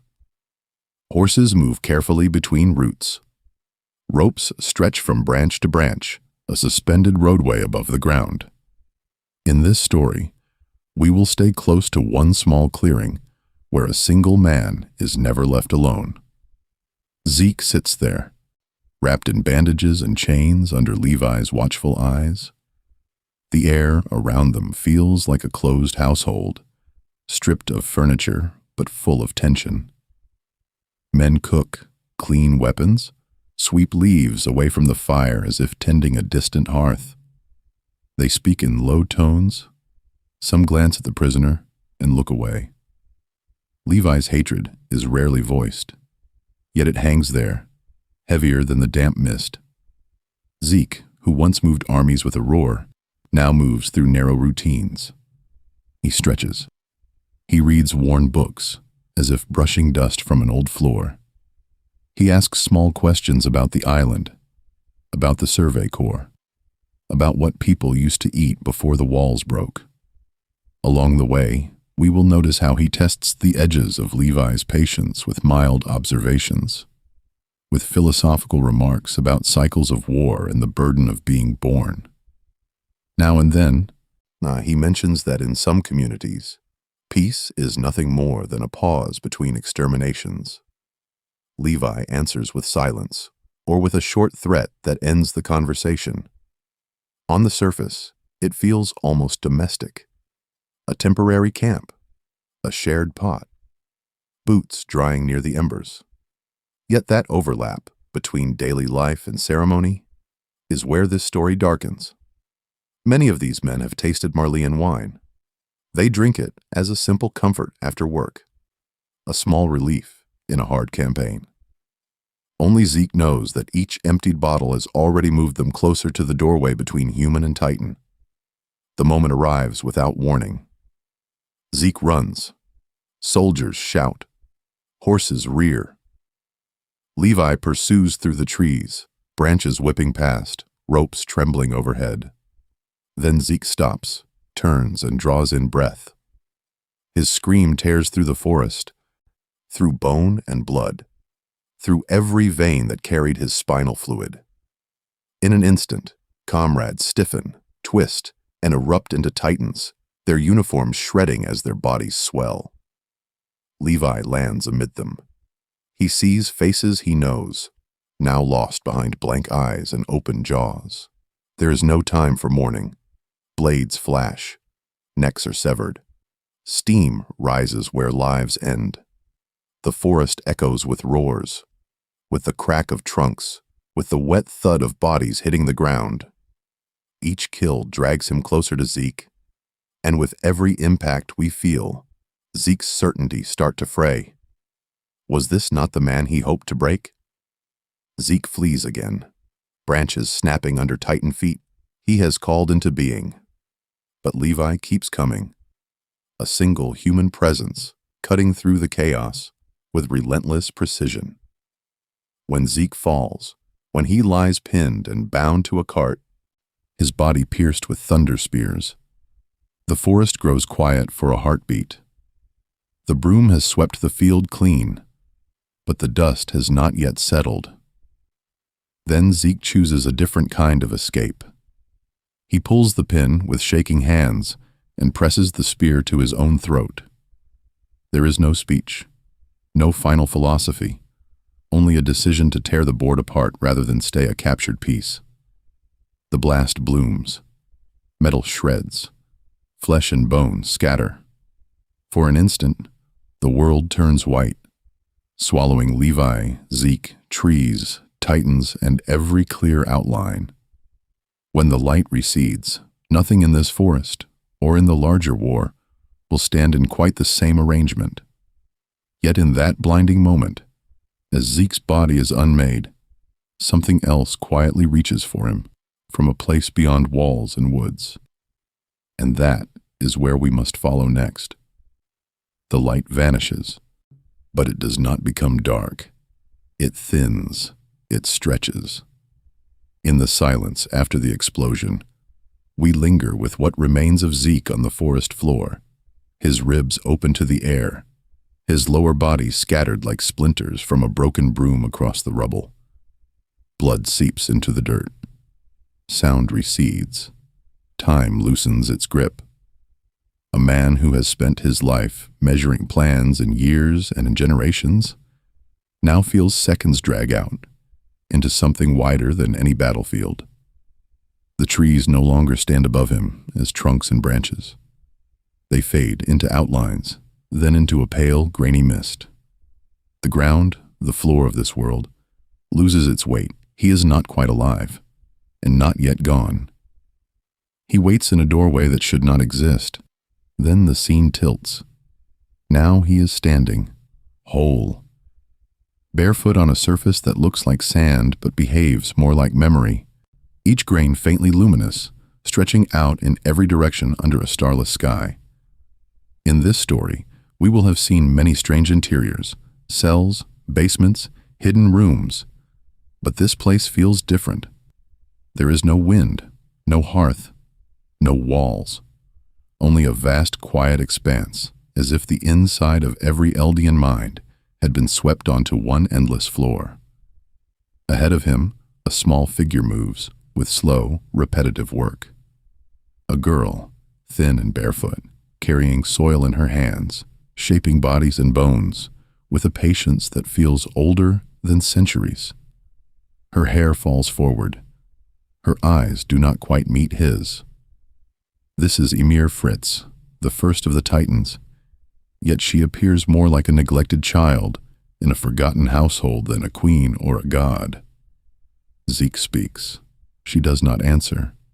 She only continues, kneeling, lifting, arranging, the way people tend a hearth or scrub a threshold. Along the way, we will notice how her labor resembles sweeping. The same motions, the same quiet attention, except here she rearranges flesh instead of ash. That overlap between daily life and ceremony is what unsettles him. This realm is both workshop and shrine. He begins to understand it as a place outside time, where every Eldian memory, every Titan transformation, every order given by a royal pulse through this pale sand. In places like this, across centuries, people would have told stories of witches slipping out of their bodies to fly through the night. Zeke, trained in Marleyan science and Eldian myth, instead calls it the paths, the hidden structure of their curse. He feels, distantly, that somewhere far away, his ruined body is being rebuilt. Grain by grain, nerve by nerve, Ymir's small hands carry material through this realm and set it back into place. It is as if she is sweeping him together from a scattered pile on a broken floor, obeying a command written in royal blood. The realization settles in with a calm more frightening than pain. Death, for him, is now only another mechanism in this household of fate. He has seen the machinery. He has walked its endless starry corridor. When Ymir's work is done and the forest rushes back around him, he returns with a renewed conviction. If the paths bind all Eldians to endless repetition, then ending their ability to be born at all still feels, to him, like the only merciful way to finally close this ancient doorway. Now, let's begin to watch what he does with that certainty. Once he steps back into a world that believes he should have died. He steps back into a world that believes he should have died, and almost at once that world begins to crumble around him. Marley's counterattack falls on Paradis with the weight of artillery and airships, and in the dust and thunder, we watch Zeke move through the battlefield with the same grim purpose that once carried him through a quiet room with Tom Saver. The scene is not a hearth, but it has its own floor, shattered stone, splintered beams, the wreckage of a whole household of nations. Titans rise and fall. Gunfire snaps at the edges. In places like this across centuries, people have still tried to reach those they call family. Zeke's work narrows to a single task. Find Aaron. Touch him. Open the doorway he has spent a lifetime preparing. Aaron, too, is broken and bleeding. His body the worn broom that has swept through one war after another. He drags himself forward, through smoke and rubble, past the fallen shapes of soldiers who once swore to kill him, toward the half-brother who swore to save him by ending their own blood. They move in parallel, two lines drawn through the same ruined room, their paths bending toward a single point. The moment itself is almost small. A hand reaching, a hand answering. Their fingers close, and for an instant the battlefield's noise thins to a single held breath. Then a flash, clean and pale, cuts through the grime. The floor falls away. The wreckage, the guns, the shouting people all drop behind them, and they are pulled into the silent, endless expanse of the paths. Here, time feels swept bare. Sand stretches out instead of stone. Branching channels of light hang in the air where rafters and beams once stood. In this story, we will see Zeke stand up first, whole again, unscarred, the burden of his body set aside. He looks down at his hands, then at Aaron, and a calm confidence settles over him. In this realm, his royal blood is the key. His long work with Casaver, his understanding of the Founder's rules, all tell him that he holds the advantage. He speaks of their plan as if it were already decided, the euthanization of all Eldians, framed as the final sweeping of a cursed floor. No more children to inherit this war. No more households built on fear. Along the way, we will notice how gently he explains it, how he waits for Aaron's answer almost as a parent waits at a doorway.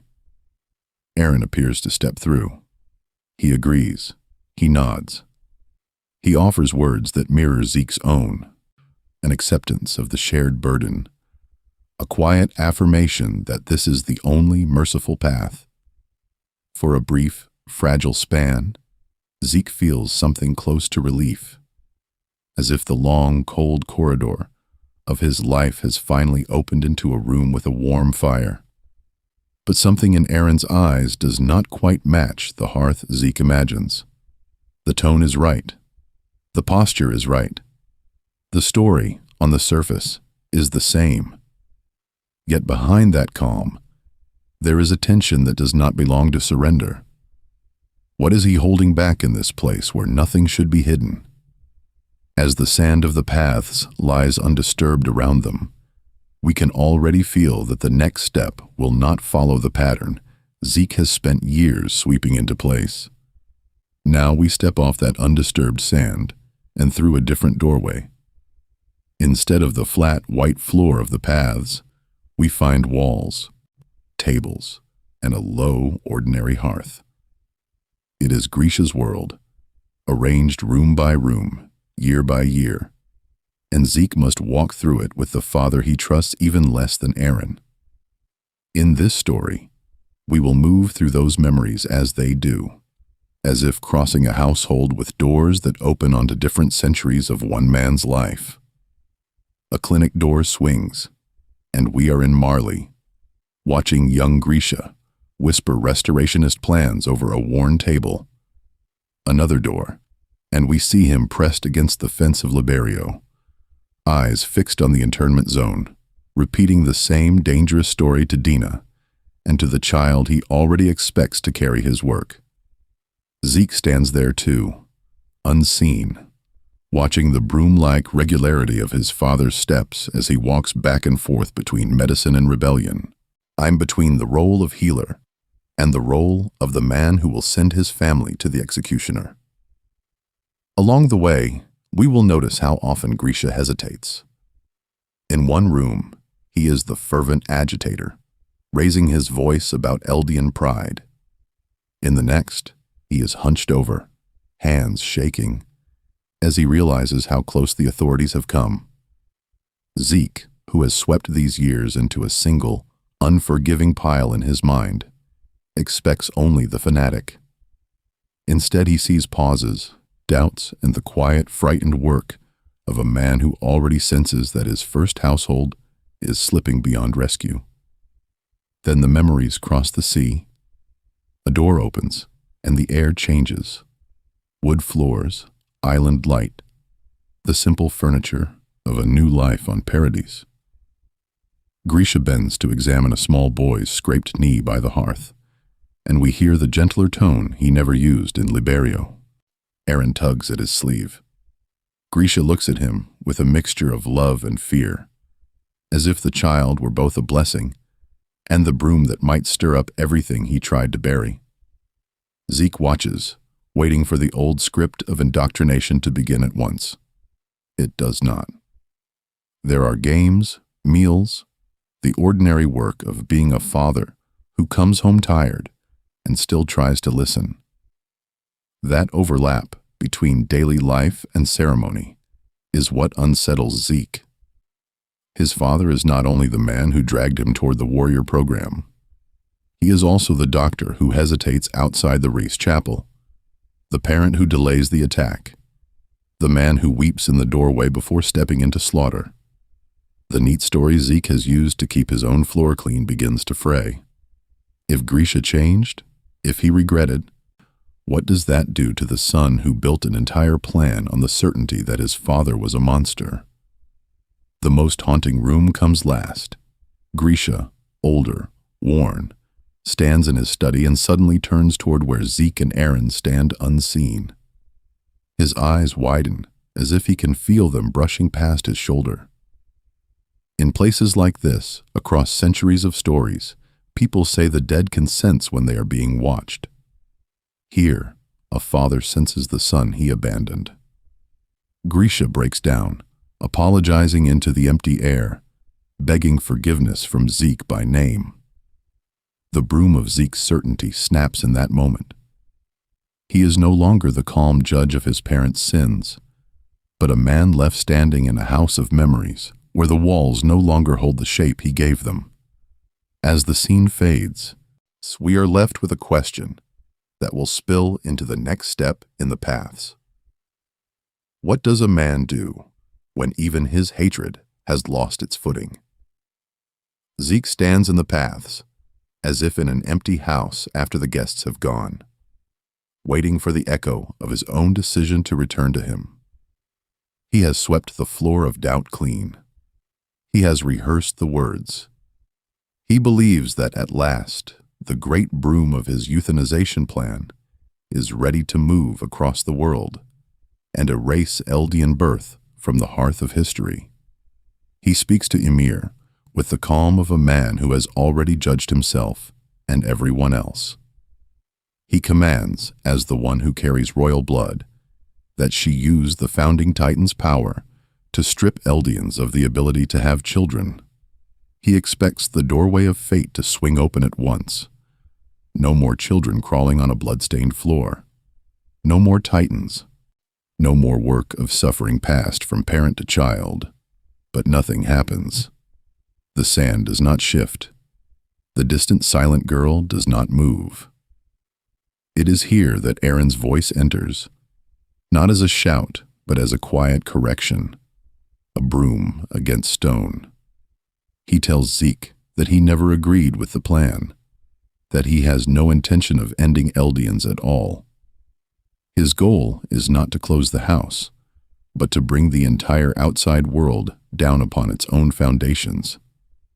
He will use the founding Titan to unleash the rumbling, to send the colossal Titans marching beyond the island's doorway until the nations that tormented Eldians for centuries are crushed underfoot.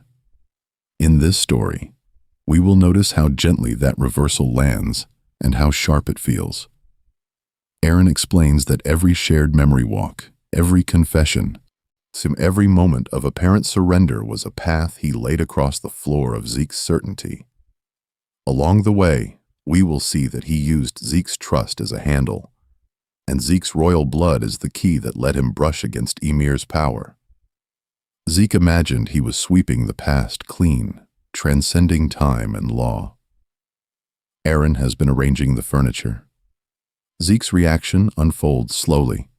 His posture does not collapse at once. It sags, the way a household broom loses its stiffness after too much work. The man who believed he had stepped outside the story of victims and oppressors realizes he has only walked to another corner of the same room. He has not rewritten fate. He has been written into someone else's design. What does superiority mean when the floor beneath it was laid by another hand? In places like this, across centuries of fiction, the proud judge becomes the bewildered witness. Zeke watches as Aaron walks past him toward Ymir, past the hearth of his carefully tended plan, and speaks to the ancient girl not as a tool, but as a person who has been sweeping this endless desert alone. We do not hear every word, but we see Ymir move. Sand stirs. Far away, through the open doorway of the world, the deep, grinding sound of countless colossal Titans beginning to walk reaches Zeke's ears.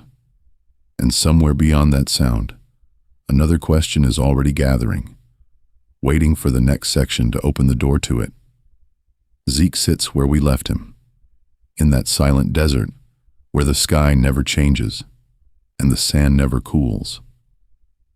The sound of the rumbling seeps in from the distant doorway, a low, grinding thunder beneath his thoughts. Around him, the floor of this otherworldly household is not wood or stone, but packed grains of memory, shifting with every choice. He has watched Ymir work here. He has seen her small figure trudging through this endless hearth of sand, gathering grains, pressing them together, shaping bones, muscles, and armor for Titans who will never thank her. In this story, we will stay with his gaze for a moment. We follow it backward, through the paths, to the girl who once ran through a village, hunted as property, then maimed and torn apart by the very people she served. Zeke observes her history as one long, unbroken task. A broom in human form, passed from hand to hand, made to sweep the floor of the world clean for the Fritz King. He notes how, even in death, she continues that work. No rest, no doorway out. To him, at first, this confirms everything. Eldians are bound to suffering. They are witches, accused in every era, condemned no matter which side of the hearth they stand on. So his euthanization plan feels, in this moment, like mercy. End the bloodline. End the labor. Close the door on centuries of forced work and fear.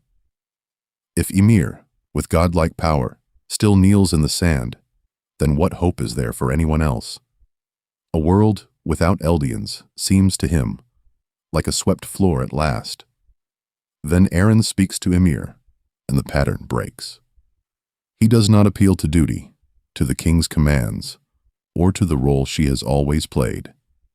He talks to her as a person who has never once been allowed to choose. That overlap between daily life and ceremony appears again.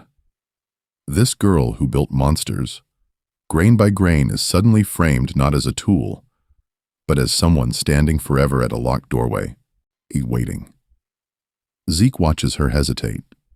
The sand that once moved with mechanical obedience now shivers with something else. Is it anger? Is it grief?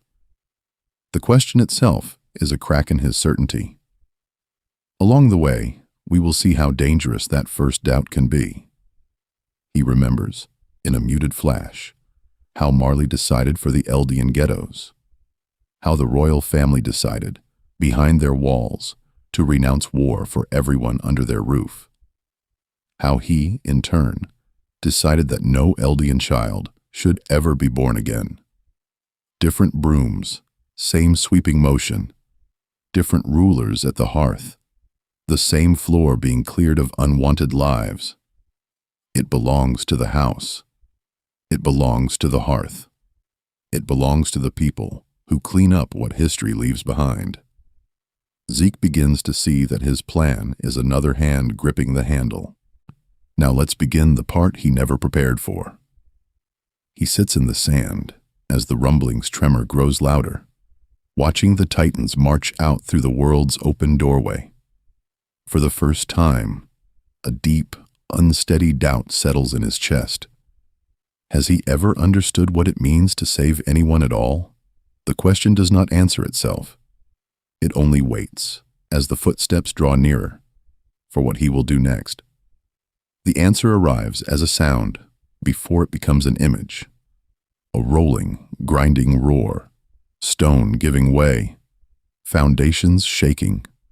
The rumbling does not begin with a single Titan on a field, but with walls that have stood for generations coming apart, brick by brick, as if some patient household hand were finally sweeping the last dust from the floor of the world. Streets split, doorways crack. The old outer shell of Paradise, that familiar white boundary, sheds itself.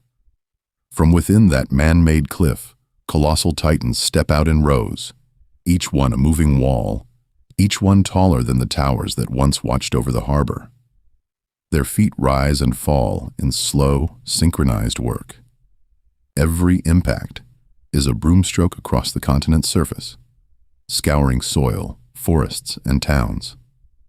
In places like this, across centuries, people would have called it divine judgment. Here, it is simply Eren's will, given endless bodies.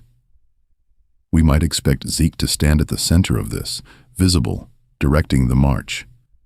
Yet on this battlefield he is almost absent, hidden away, folded somewhere deep within the founding Titan's vast branching frame. His beast Titan does not loom over the hearth of war in the way it once did, but his presence is still threaded through everything. His royal blood runs through the paths, a quiet conduit that lets Eren sweep his power over every Eldian spine.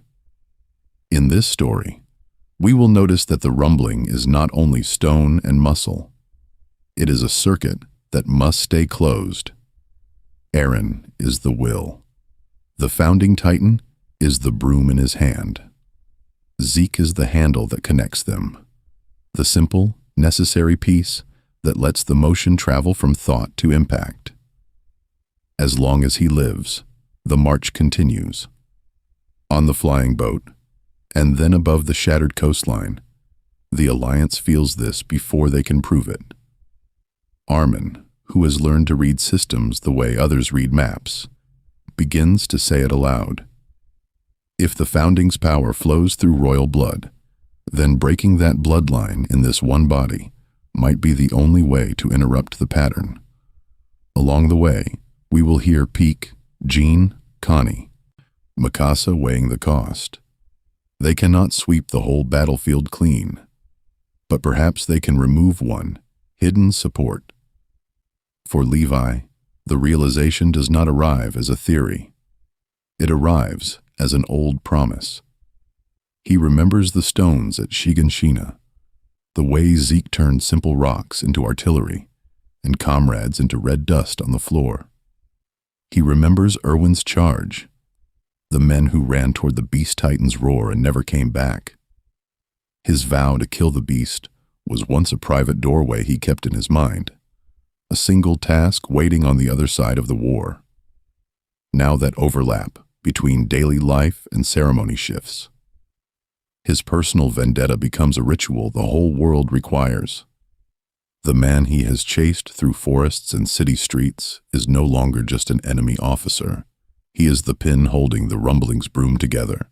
Remove him, and the sweeping might finally stop. So the Alliance's plan narrows.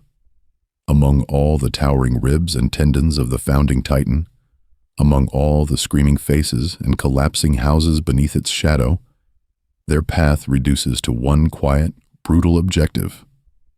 Find Zeke wherever Eren has buried him, in this body that stretches past the horizon, and end his life. The question that remains is simple and heavy. In a battlefield this large, how do you locate a single beating heart? It begins with sound. Not the sharp crack of a broom on a stone floor, but the distant, muffled thunder of artillery and titans colliding far below the ribs of the Founding. In this strange, bone-white household of paths, Zeke sits in the dust as if beside a hearth that never quite warms him, and listens to a world being swept away. Flashes of battle pulse through the air, faint and intermittent, as though someone were opening and closing a doorway on a storm. He senses the rumbling through Eren's body the way one might feel footsteps through floorboards. A steady crushing rhythm that does not stop to ask who lies beneath. People run, people scream. Entire centuries of work, of families and houses and thresholds are ground under heel. For a man who once tried to reduce all this to a clean equation of suffering, the weight of it presses down in a new, unfamiliar way. In this story, we will pause in that pressure, because Zeke does. Time in the paths loosens, sand hangs in the air, and across from him, Armin appears, not as a roaring weapon, but as a tired boy who has also watched too many doors close. Their conversation does not begin with grand strategy. It begins with small things, with meaning, with games. Armin speaks about the ocean, about books, about moments when the world seemed to open rather than narrow. He talks about playing, about the simple rhythm of throwing and catching, the way a ball moves between two people, the way a broom passes from one hand to another in a household. That overlap between daily life and ceremony comes up in quiet detail. Sharing bread, watching the sun through a window, hearing rain on a roof. Why do such memories persist even in a world this cruel? Zeke, who once stood at a different hearth with Tom Saver, remembers their own game of catch. The feel of the ball in his palm, the small, patient corrections. The sense that, for once, he was not a weapon or a burden, but simply a person whose presence was welcome. Along the way, we will notice how these images refuse to fit into his old arithmetic of pain. If life were only suffering, why do these threads of warmth keep surfacing, even here, at the end? The conversation nudges him toward a conclusion that is not dramatic, but quietly radical for him. He begins to see that existence cannot be swept clean into a single verdict. There are terrible rooms in this house of history, but there are also corners where someone waited at a doorway, ball in hand, hoping the other would come back. Ending all births would not honor those moments. It would erase the only proof that they ever mattered. So Zeke stands. Not as the beast titan, not as Marley's warrior prince, but as a man who has finally chosen to stop playing the role assigned to him. He steps out from the hidden place within the founding titan's spine, emerging into the open air of the battlefield, framed against ribs and steam, as if he were stepping from a dark interior, into the yard outside a ruined house. He does not roar. He does not raise his arms. He simply waits, almost peacefully, feeling the cold wind and the grit under his feet, present in his body in a way he has rarely allowed himself to be. Now let's begin, the moment seems to say, though what begins is his end. Far off, Levi's gaze catches on that solitary figure, and all their shared wreckage condenses into a single instant as he moves in. The only question, as blades flash and time narrows, is what this one, chosen death, will open for the world that keeps fighting around them. Levi reaches him the way a broom crosses a floor that has been swept 1,000 times before. The movement is practiced, worn into the body by years of work, by battles in forests and fields where the beast titan towered over the shattered earth. In this story, we will notice that his legs, his grip, his breath, all settle into a pattern long rehearsed, even as his mind catches on one unexpected detail. Zeke is not resisting. Zeke is simply standing there, near this broken hearth of bones and rubble, almost as if he is waiting at a doorway. The air around them is full of distant thunder from the rumbling, yet in the narrow space between these two men, there is an odd quiet. Levi closes the distance with the same precision he once used, leaping between rooftops, between trees, between the thrown stones that killed his squad. His blades are extensions of his hands now, as familiar as a household tool, as inevitable as dust returning to the ground. For a fraction of a second he meets Zeke's eyes and finds no roar, no command, no sermon about salvation. Only a tired, open stillness. The strike itself comes without flourish. A flash of steel, a clean arc through the air. No lingering, no hesitation, no theatrical pause. It is as if a string has been cut. Zeke's head parts from his neck with almost surgical neatness, and his body folds downward, slack, the way a coat might slide from a peg near the door. There is blood, but the story does not linger there. Instead, it rests on the strange, almost gentle efficiency of a gesture Levi has been moving toward for what feels, to both of them, like centuries. The world answers at once. Far away, the endless march of the colossal titans falters, stutters, then begins to crumble. Footsteps that were reshaping continents break rhythm. Walls of steam thin. It is as though someone has reached into the machinery of this era and pulled out a single, crucial pin. That overlap between daily life and ceremony appears again. One motion of a blade, one life ended, and entire nations feel the floor tilt beneath them. In places like this, across centuries, people would tell stories of witches and curses. Here, it is only cause and effect, yet it feels no less uncanny. Levi does not celebrate. He does not speak. He stands among bones and dust and steaming fragments of a godlike power, and the promise he made, to Irwin, to the dead, to himself, lies fulfilled at his feet, smaller than it once appeared. The work is not finished. The rumbling has not simply vanished. In some communities, this would be the moment for a blessing or a curse. For Levi, there is only a tired exhale, a muted satisfaction that feels almost out of place beside the scale of what is still unfolding.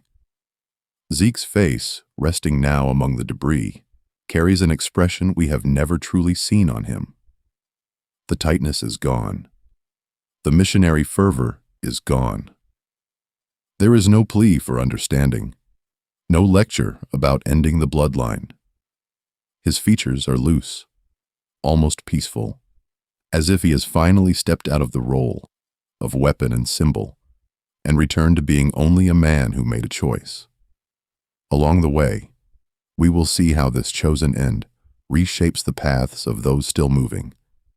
But for Zeke Yeager, the motion stops here, clean and quiet, at the edge of a ruined world that will have to decide what to do with the silence he leaves behind. The motion stops for him, but the questions he leaves behind keep moving.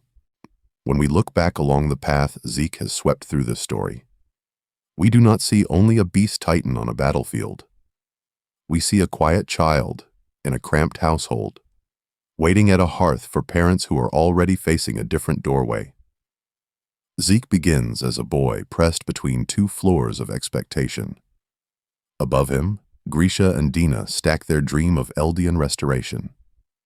Around him, Marleyan teachers brush dust from the map and recite a different truth.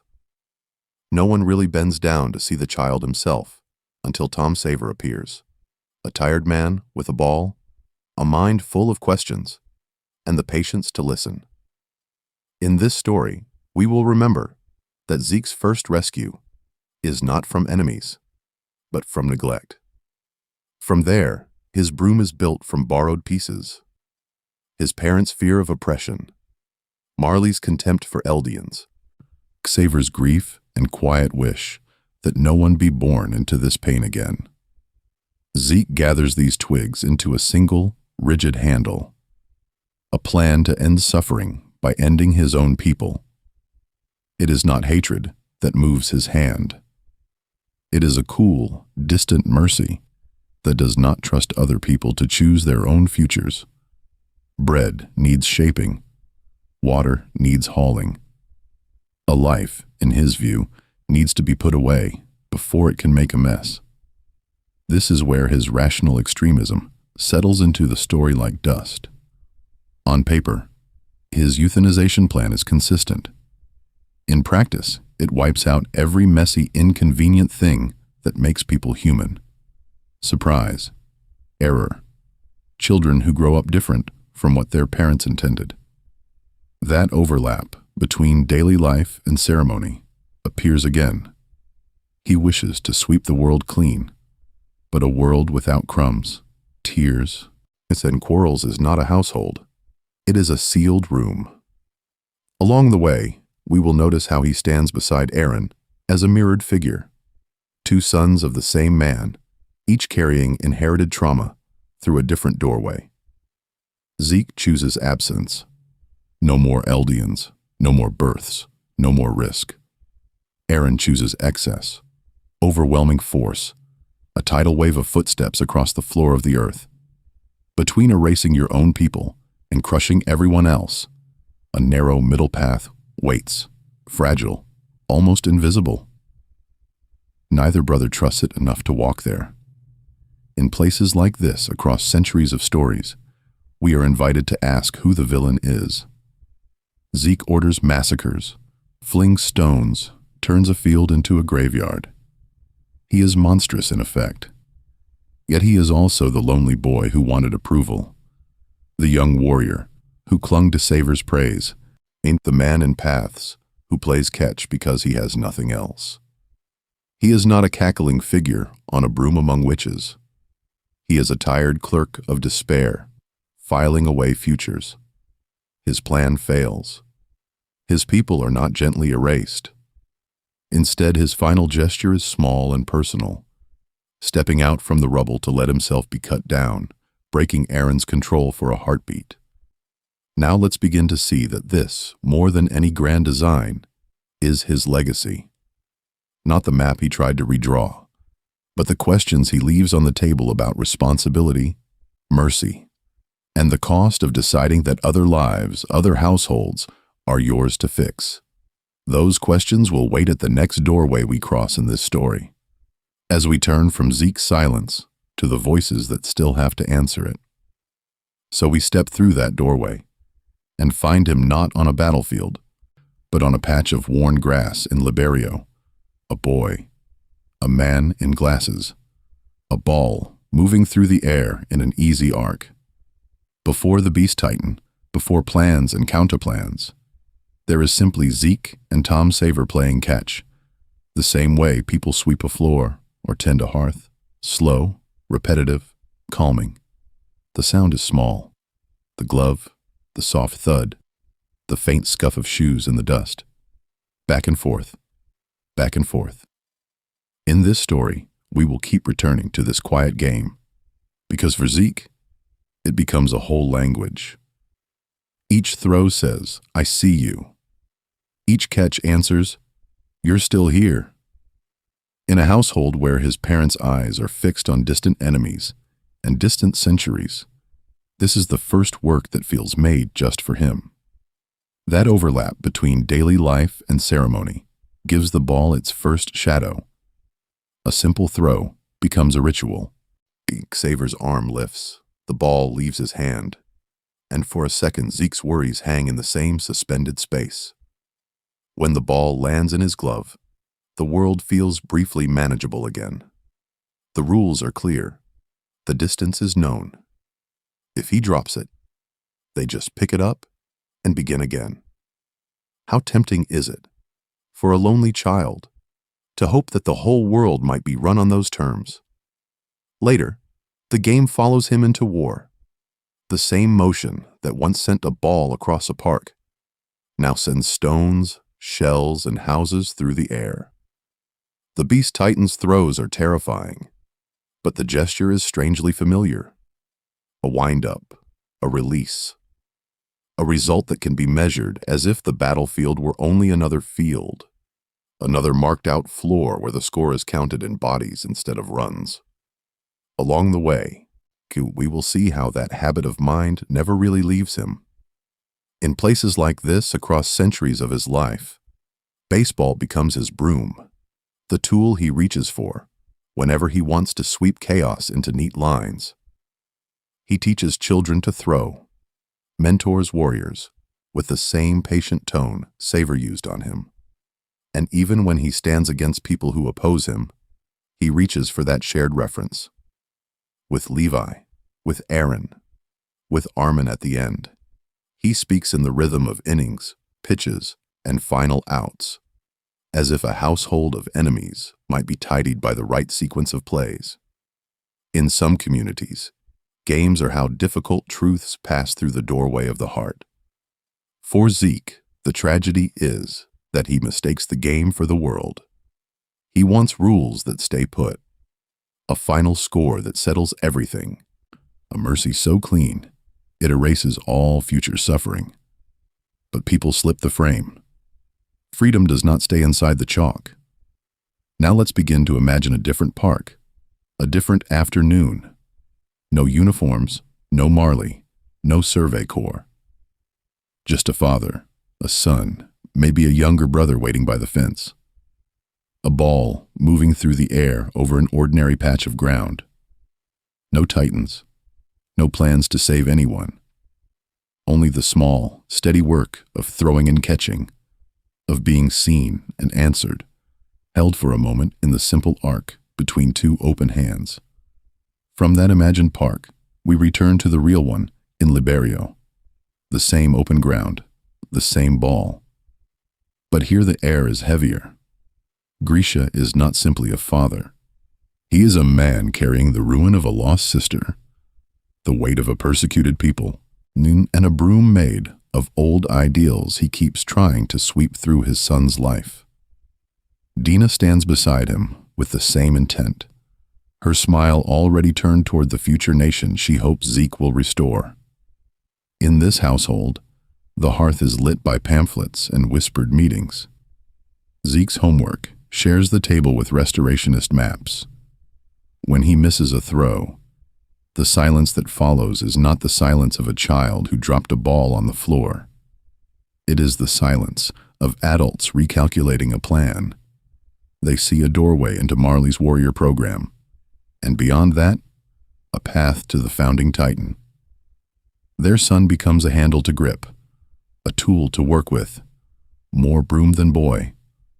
Along the way, we will notice how that pattern repeats, even when Grisha tries to soften it. Years later, on Paradise, he kneels in a different house, in front of a different child. With Aaron, Grisha is gentler, more hesitant, as if the centuries of pressure behind his own upbringing have finally begun to sting. He reads with him. He holds him.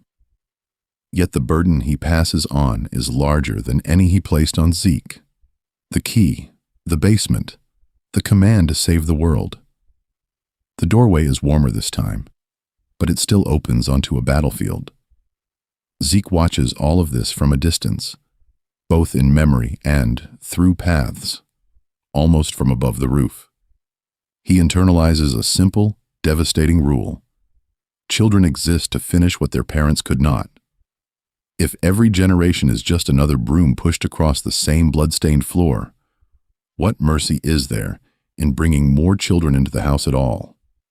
His euthanization plan grows from that question. In this story, we will see it not only as cruelty, but as a twisted attempt to close the doorway permanently, to lock the hearth and let the ashes cool.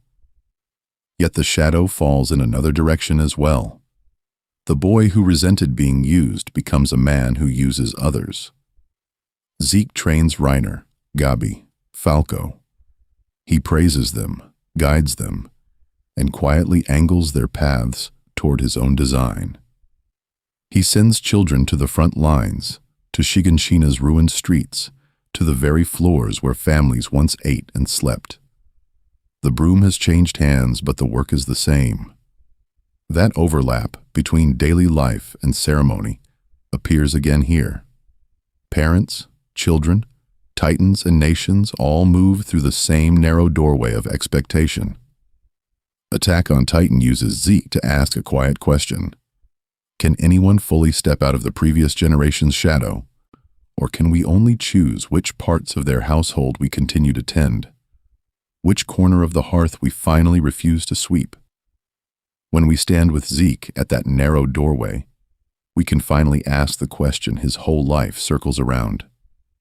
Was he wrong in every way? Or did he sweep up something true from the bloody floor of this world? Now, let's begin to lay his argument out, not as a monster's rant, but as a careful household inventory. Zeke's central claim is deceptively simple.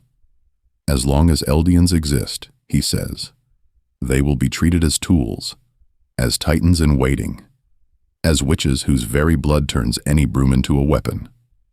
In this story, we will see him insist that Eldians will always be feared, always pressed into war, always dragged back into cycles of retaliation. For him, the only way to clean the hearth is to remove the fuel. No more children, no more future. The world around him does not make this easy to dismiss. Marley keeps Eldians in ghettos, brands them, sends them through a literal gate to die on foreign soil. We watch Paradise, once a frightened island, reorganize its entire household around walls, rifles, and titans. Every time, the power of the titans changes hands, from Fritz to Marley, from Grisha to Aaron. The result is not peace, but cities crushed, fields salted with bones, a floor permanently stained. Along the way, we will notice how often Zeke sees the pattern repeat. His parents use him as a broom to sweep their restorationist dream into reality. Marley uses him as a warrior prince. Even his beloved mentor, Saver, cannot imagine a future where Eldians simply walk through the doorway as ordinary people. That overlap between daily life and ceremony becomes a trap. Births, inheritances, marriages, all bent toward who will inherit the beast, the founding, the burden. And yet, the story keeps placing small, stubborn counterexamples by the hearth. An Eldian soldier passes bread through a fence to a Marleyan child. Nicolo cooks for the Browse family, and they sit at one table. The alliance forms from former enemies who should, by Zeke's logic, only be able to kill each other. In places like this, across centuries of fictional and real warfare, people have refused the script handed to them. Zeke's error is not in recognizing the sickness, but in deciding that the cure must erase choice. He wants to lock every future Eldian door before any child can stand in its doorway and decide which room to enter. Mercy, for him, means cleaning the floor by burning down the house. His tragedy, then, is intellectual as well as emotional. He is brilliant enough to diagnose the rot, but too wounded and too controlling to imagine a solution that leaves others genuinely free. The next part of our story will follow what happens when that rigid vision collides with Aaron's very different idea of freedom, and with a world that keeps refusing to stay inside the lines Zeke has drawn. Now let's begin from that collision the story just promised. Two brothers, standing in the same doorway of history, step in opposite directions. Both feel the same draft, the same chill from a world that has already decided what their blood means. The difference is not the wind. It is what they choose to sweep away. In this story, we will keep returning to the same small household image. A boy sits at a table. His father leans forward, eyes bright, filling the room with tales of oppression and destiny. For Zeke and for Aaron, that table is the first battlefield. Grisha's words fall across the floor between them, stories of Eldian guilt, Marleyan cruelty, and a duty that reaches back through centuries. Both children absorb the same lesson. Beyond their walls, people want them dead. Along the way, we will see how that shared hearth produces two very different flames. Zeke's response turns inward. Faced with a world that treats Eldians as witches, cursed and dangerous, he decides the only way to clean the stain is to remove the cloth. His euthanasia plan is a broom passed gently, almost tenderly, across the future, sweeping away unborn children rather than enemies. No more Eldian births, no more titans, no more reason for the world to fear. The pain ends because the people who feel it quietly disappear. Aaron hears the same stories and reaches for a different tool. Where Zeke wants to erase the footprint, Aaron wants to shatter the floor. For him, safety cannot rest on the fragile promise of diplomacy or the thin plank of coexistence. The rumbling becomes his answer, not a careful sweeping of his own bloodline, but a roaring avalanche that rolls over every distant city, every far-off hearth. If Zeke would empty the house so no one suffers inside it, Aaron would knock down every neighboring house until no one can approach his. Both brothers stand in that overlap between daily life and ceremony, where ordinary work becomes something else. They have seen treaties fail, walls breached, and good intentions ground under boots. Why trust in slow reform when the world has already written them as monsters? Why bet on negotiation when the script of persecution has been rehearsed for generations?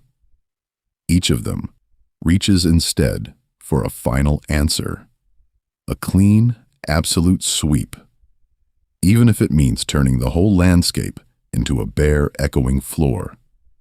And yet, in places like this, across centuries of fiction and memory, stories whisper about another path. Attack on Titan offers the Alliance as that quieter broom in the corner, Flawed, frightened people who keep choosing incomplete solutions, uneasy truces, and shared guilt over purified peace. Their refusal to accept either brother's perfect ending becomes its own argument, one the next part of our story will follow as it tries to live in the dust and uncertainty Zeke and Aaron both wanted to erase. The broom of grand plans and world-shaping schemes brings us back, in the end, to smaller rooms and quieter work. If we pause here, in the middle of the story, we can see Zeke not as a distant beast on a battlefield, but as a boy in a cramped Liberio household, waiting at a doorway he never quite crosses. A child sits at a table that is a little too high for him. His legs do not reach the floor, so they swing, slow and restless, above the scuffed boards. On the other side of a thin wall, Grisha and Dina argue, in low, urgent voices about Eldia, about Marley, about the future. He cannot follow the words. He can hear the rhythm. The table is bare, except for a plate and a simple cup. The hearth behind him is cooling. In places like this across centuries, people tell themselves that their work will protect their children. Zeke only feels the distance, measured in muffled syllables, and a door that does not open. Now, let's begin again with another room. Years later, there is a different kind of lesson. A field, a worn glove, a baseball arcing through the air. Saver's throw is gentle. It falls short on purpose. Zeke fumbles, the ball glancing off his palm and rolling through the dust. In another household, in another life, this would be the moment for scolding, for a lecture about discipline and duty. Saver only laughs softly, walks over, and places the ball back in Zeke's hand. The boy's shoulders, always a little hunched from waiting for impact, drop by a few careful inches. That overlap between daily life and ceremony is here too. Catch, miss, retrieve, repeat. A small ritual that tells him he is allowed to fail and still be wanted. On the battlefield, the floor is no longer wooden planks, but churned earth, broken stone, and blood.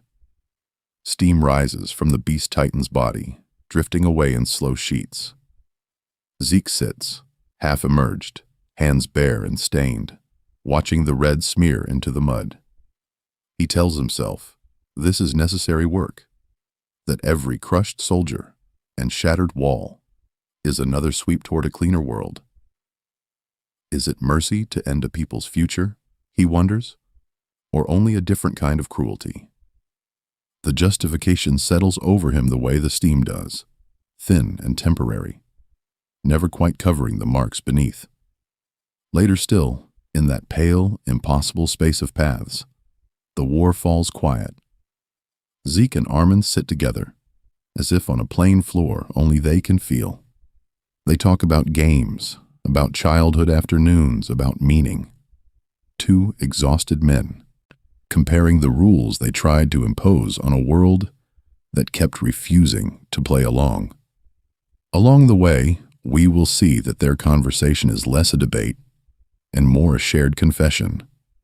That they were frightened, that they were wrong, that they still do not fully understand what a free life should look like. In this story, we will not measure Zeke only by the worst things he has done. His life moves between a kitchen table, a training field, a smoking battlefield, and a quiet, almost domestic talk at the edge of the apocalypse. Those small, almost tender moments do not erase his fall. They deepen it. They remind us that the man who tried to sweep an entire bloodline off the map once only wanted a door to open, and someone on the other side to turn toward him. He stands at that doorway for a long time. On one side, the boy with a broom in his hands, trying to tidy a cramped Liberio apartment. On the other, the man who helped turn whole regions into a battlefield, who watched the floor of the world crack open. Under the weight of titans and artillery and plans, Sitting with him there can feel heavy.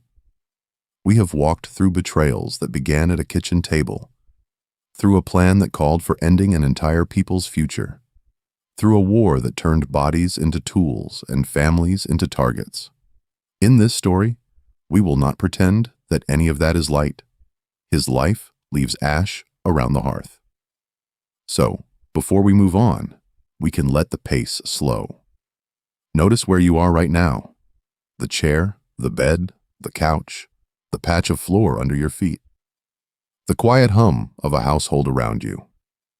We are far from Marley's internment zone, far from Shiganshina's ruined streets, far from the paths where time folds in on itself. The only titans here are drawings on a screen, words in a story, memories of panels and scenes. If it helps, take one slow breath in and one slow breath out. Let your shoulders drop a little. Feel the weight of your own body as proof that you are here, in a room that is not at war. In places like this, across centuries, people have told difficult stories at the end of the day, then set them down beside the fire and gone to sleep. Along the way, we will keep one simple thought in view. To understand a character does not mean we agree with him. We can trace how Zeke's childhood neglect, Tom Saver's quiet companionship, and Marleyan propaganda shaped his idea of mercy without accepting the plan he built from them. That overlap between daily life and ceremony, between reading a manga in bed and weighing questions of guilt and responsibility, can be its own small, private ritual. Stories like this help us practice. They let us ask what responsibility looks like when harm cannot be undone, or how empathy works when directed at someone who has done unforgivable things. Can we feel the sting of his betrayal and still see the lonely child behind the Beast Titan's stones? It is also all right if the answer, for you, is uncertain. You may feel anger at him, for the children turned to smoke, and the families erased from the map. You may feel a dull, steady sadness for the moments he almost stepped through a different doorway, and did not. You may feel both at once. That tension, that refusal to settle into a single, clean feeling, is part of what gives Attack on Titan its lingering power. As we move toward the end of his life, we will keep lowering the volume. Fewer shouts on the battlefield, more quiet footsteps in the dust. The broom leans back against the wall. The house grows still. From here, we can follow Zeke toward his final scene with a softer gaze. And then, when his story is done, we can let the room around us come gently back into focus. The broom leans back against the wall. The house grows still. From that quiet doorway, we can pause for a moment and simply say, "Thank you for walking this whole distance with Zeke Yeager, from a cold room in Liberio to that single, almost unremarkable instant when a sword flashes and his story ends." We have followed him across decades that, in this story, we will remember as a series of small, heavy rooms. A boy straining to meet his parents' eyes. A teenager clutching a baseball in a Marleyan training yard. A man on a battlefield, turning stones from the floor into weapons. To stay with him through all of that, through the work of listening to a life that many people find difficult or uncomfortable, is its own quiet act of attention. If you are still awake, and if you feel like opening the door a little wider, we would be very interested to hear how you feel about him now. Has walking through his childhood, in Liberio, his betrayal of Grisha and Dina, and his bond with Casaver, changed the way you see him? Or did this long, slow path simply deepen the feelings you already carried toward the man who wanted to end his own bloodline? In some communities, sharing those reflections becomes a small hearth of its own, a place where disagreement can stay gentle. You might find that your sympathy has shifted. You might feel more distant than before. Both are reasonable. Zeke lives in that overlap between daily life and ceremony, between the ordinary work of surviving and the unbearable weight of deciding what an entire people deserves. He is a man sweeping the same floor for years, then suddenly choosing to burn the whole household down so no one has to sweep again. If, after this, you feel drawn toward more long, contemplative walks through Attack on Titan, you are welcome to subscribe, or simply return when you are in the mood for another slow story. Along the way, we will visit other characters and themes with the same measured pace. The children who inherit old wars, the parents who close their hearts, the quiet objects, keys, books, or armbands that sit by the hearth and yet carry centuries of fear and hope. For those of you who came here to fall asleep, you do not need to do any work now. There will be no sudden sounds, no sharp turns, no surprises after this point. You can let the remaining audio move past you, the way dust drifts across a sunlit floor, noticed or not. Nothing important will happen without you. So we will end as softly as we began. The battlefield fades. The broom stays by the wall. The house is only a house again.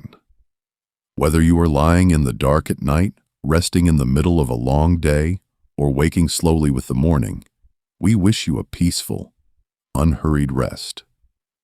Now let's begin again, not with Zeke, but with your own breathing, your own room, your own quiet life waiting just beyond the doorway.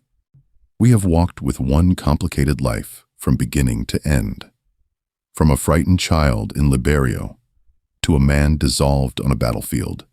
And now, there is nothing left you need to do, or solve, or hold in your hands. The battlefield fades. The broom by the wall does not move. The hearth grows quiet again.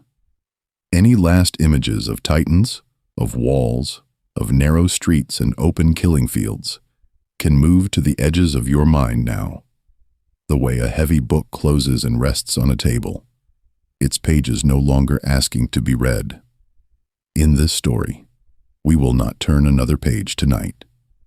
You do not have to stand watch on any wall. You do not have to follow footprints across any ruined floor. You are not in Liberio, or Shiganshina, or in the paths between worlds. You are simply in your own household, in your own room, in your own body, and with the work of the day already finished. Bread does not need shaping. Water does not need hauling. No doorway needs guarding. Along the way, we will often return to this simple truth. You are allowed to rest.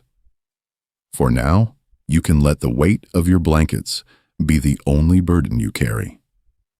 Feel how they press gently over your shoulders, your chest, the length of your legs, the way snow settles on a quiet roof. Notice the surface beneath you, holding your back, your hips, your heels, without asking for anything in return. Your breathing moves in and out, steady and unhurried. The world of Attack on Titan will still be there tomorrow. The walls will still stand in the story. The Titans will still roam on their distant fields. Zeke's choices, Aaron's anger, all the questions about freedom and guilt and responsibility can wait, untouched, on the shelf where you set them down. You do not need to choose sides. You do not need to rescue anyone. You do not need to carry another person's burden through the night. Now let's begin something much smaller and much closer. The next breath in, the next breath out.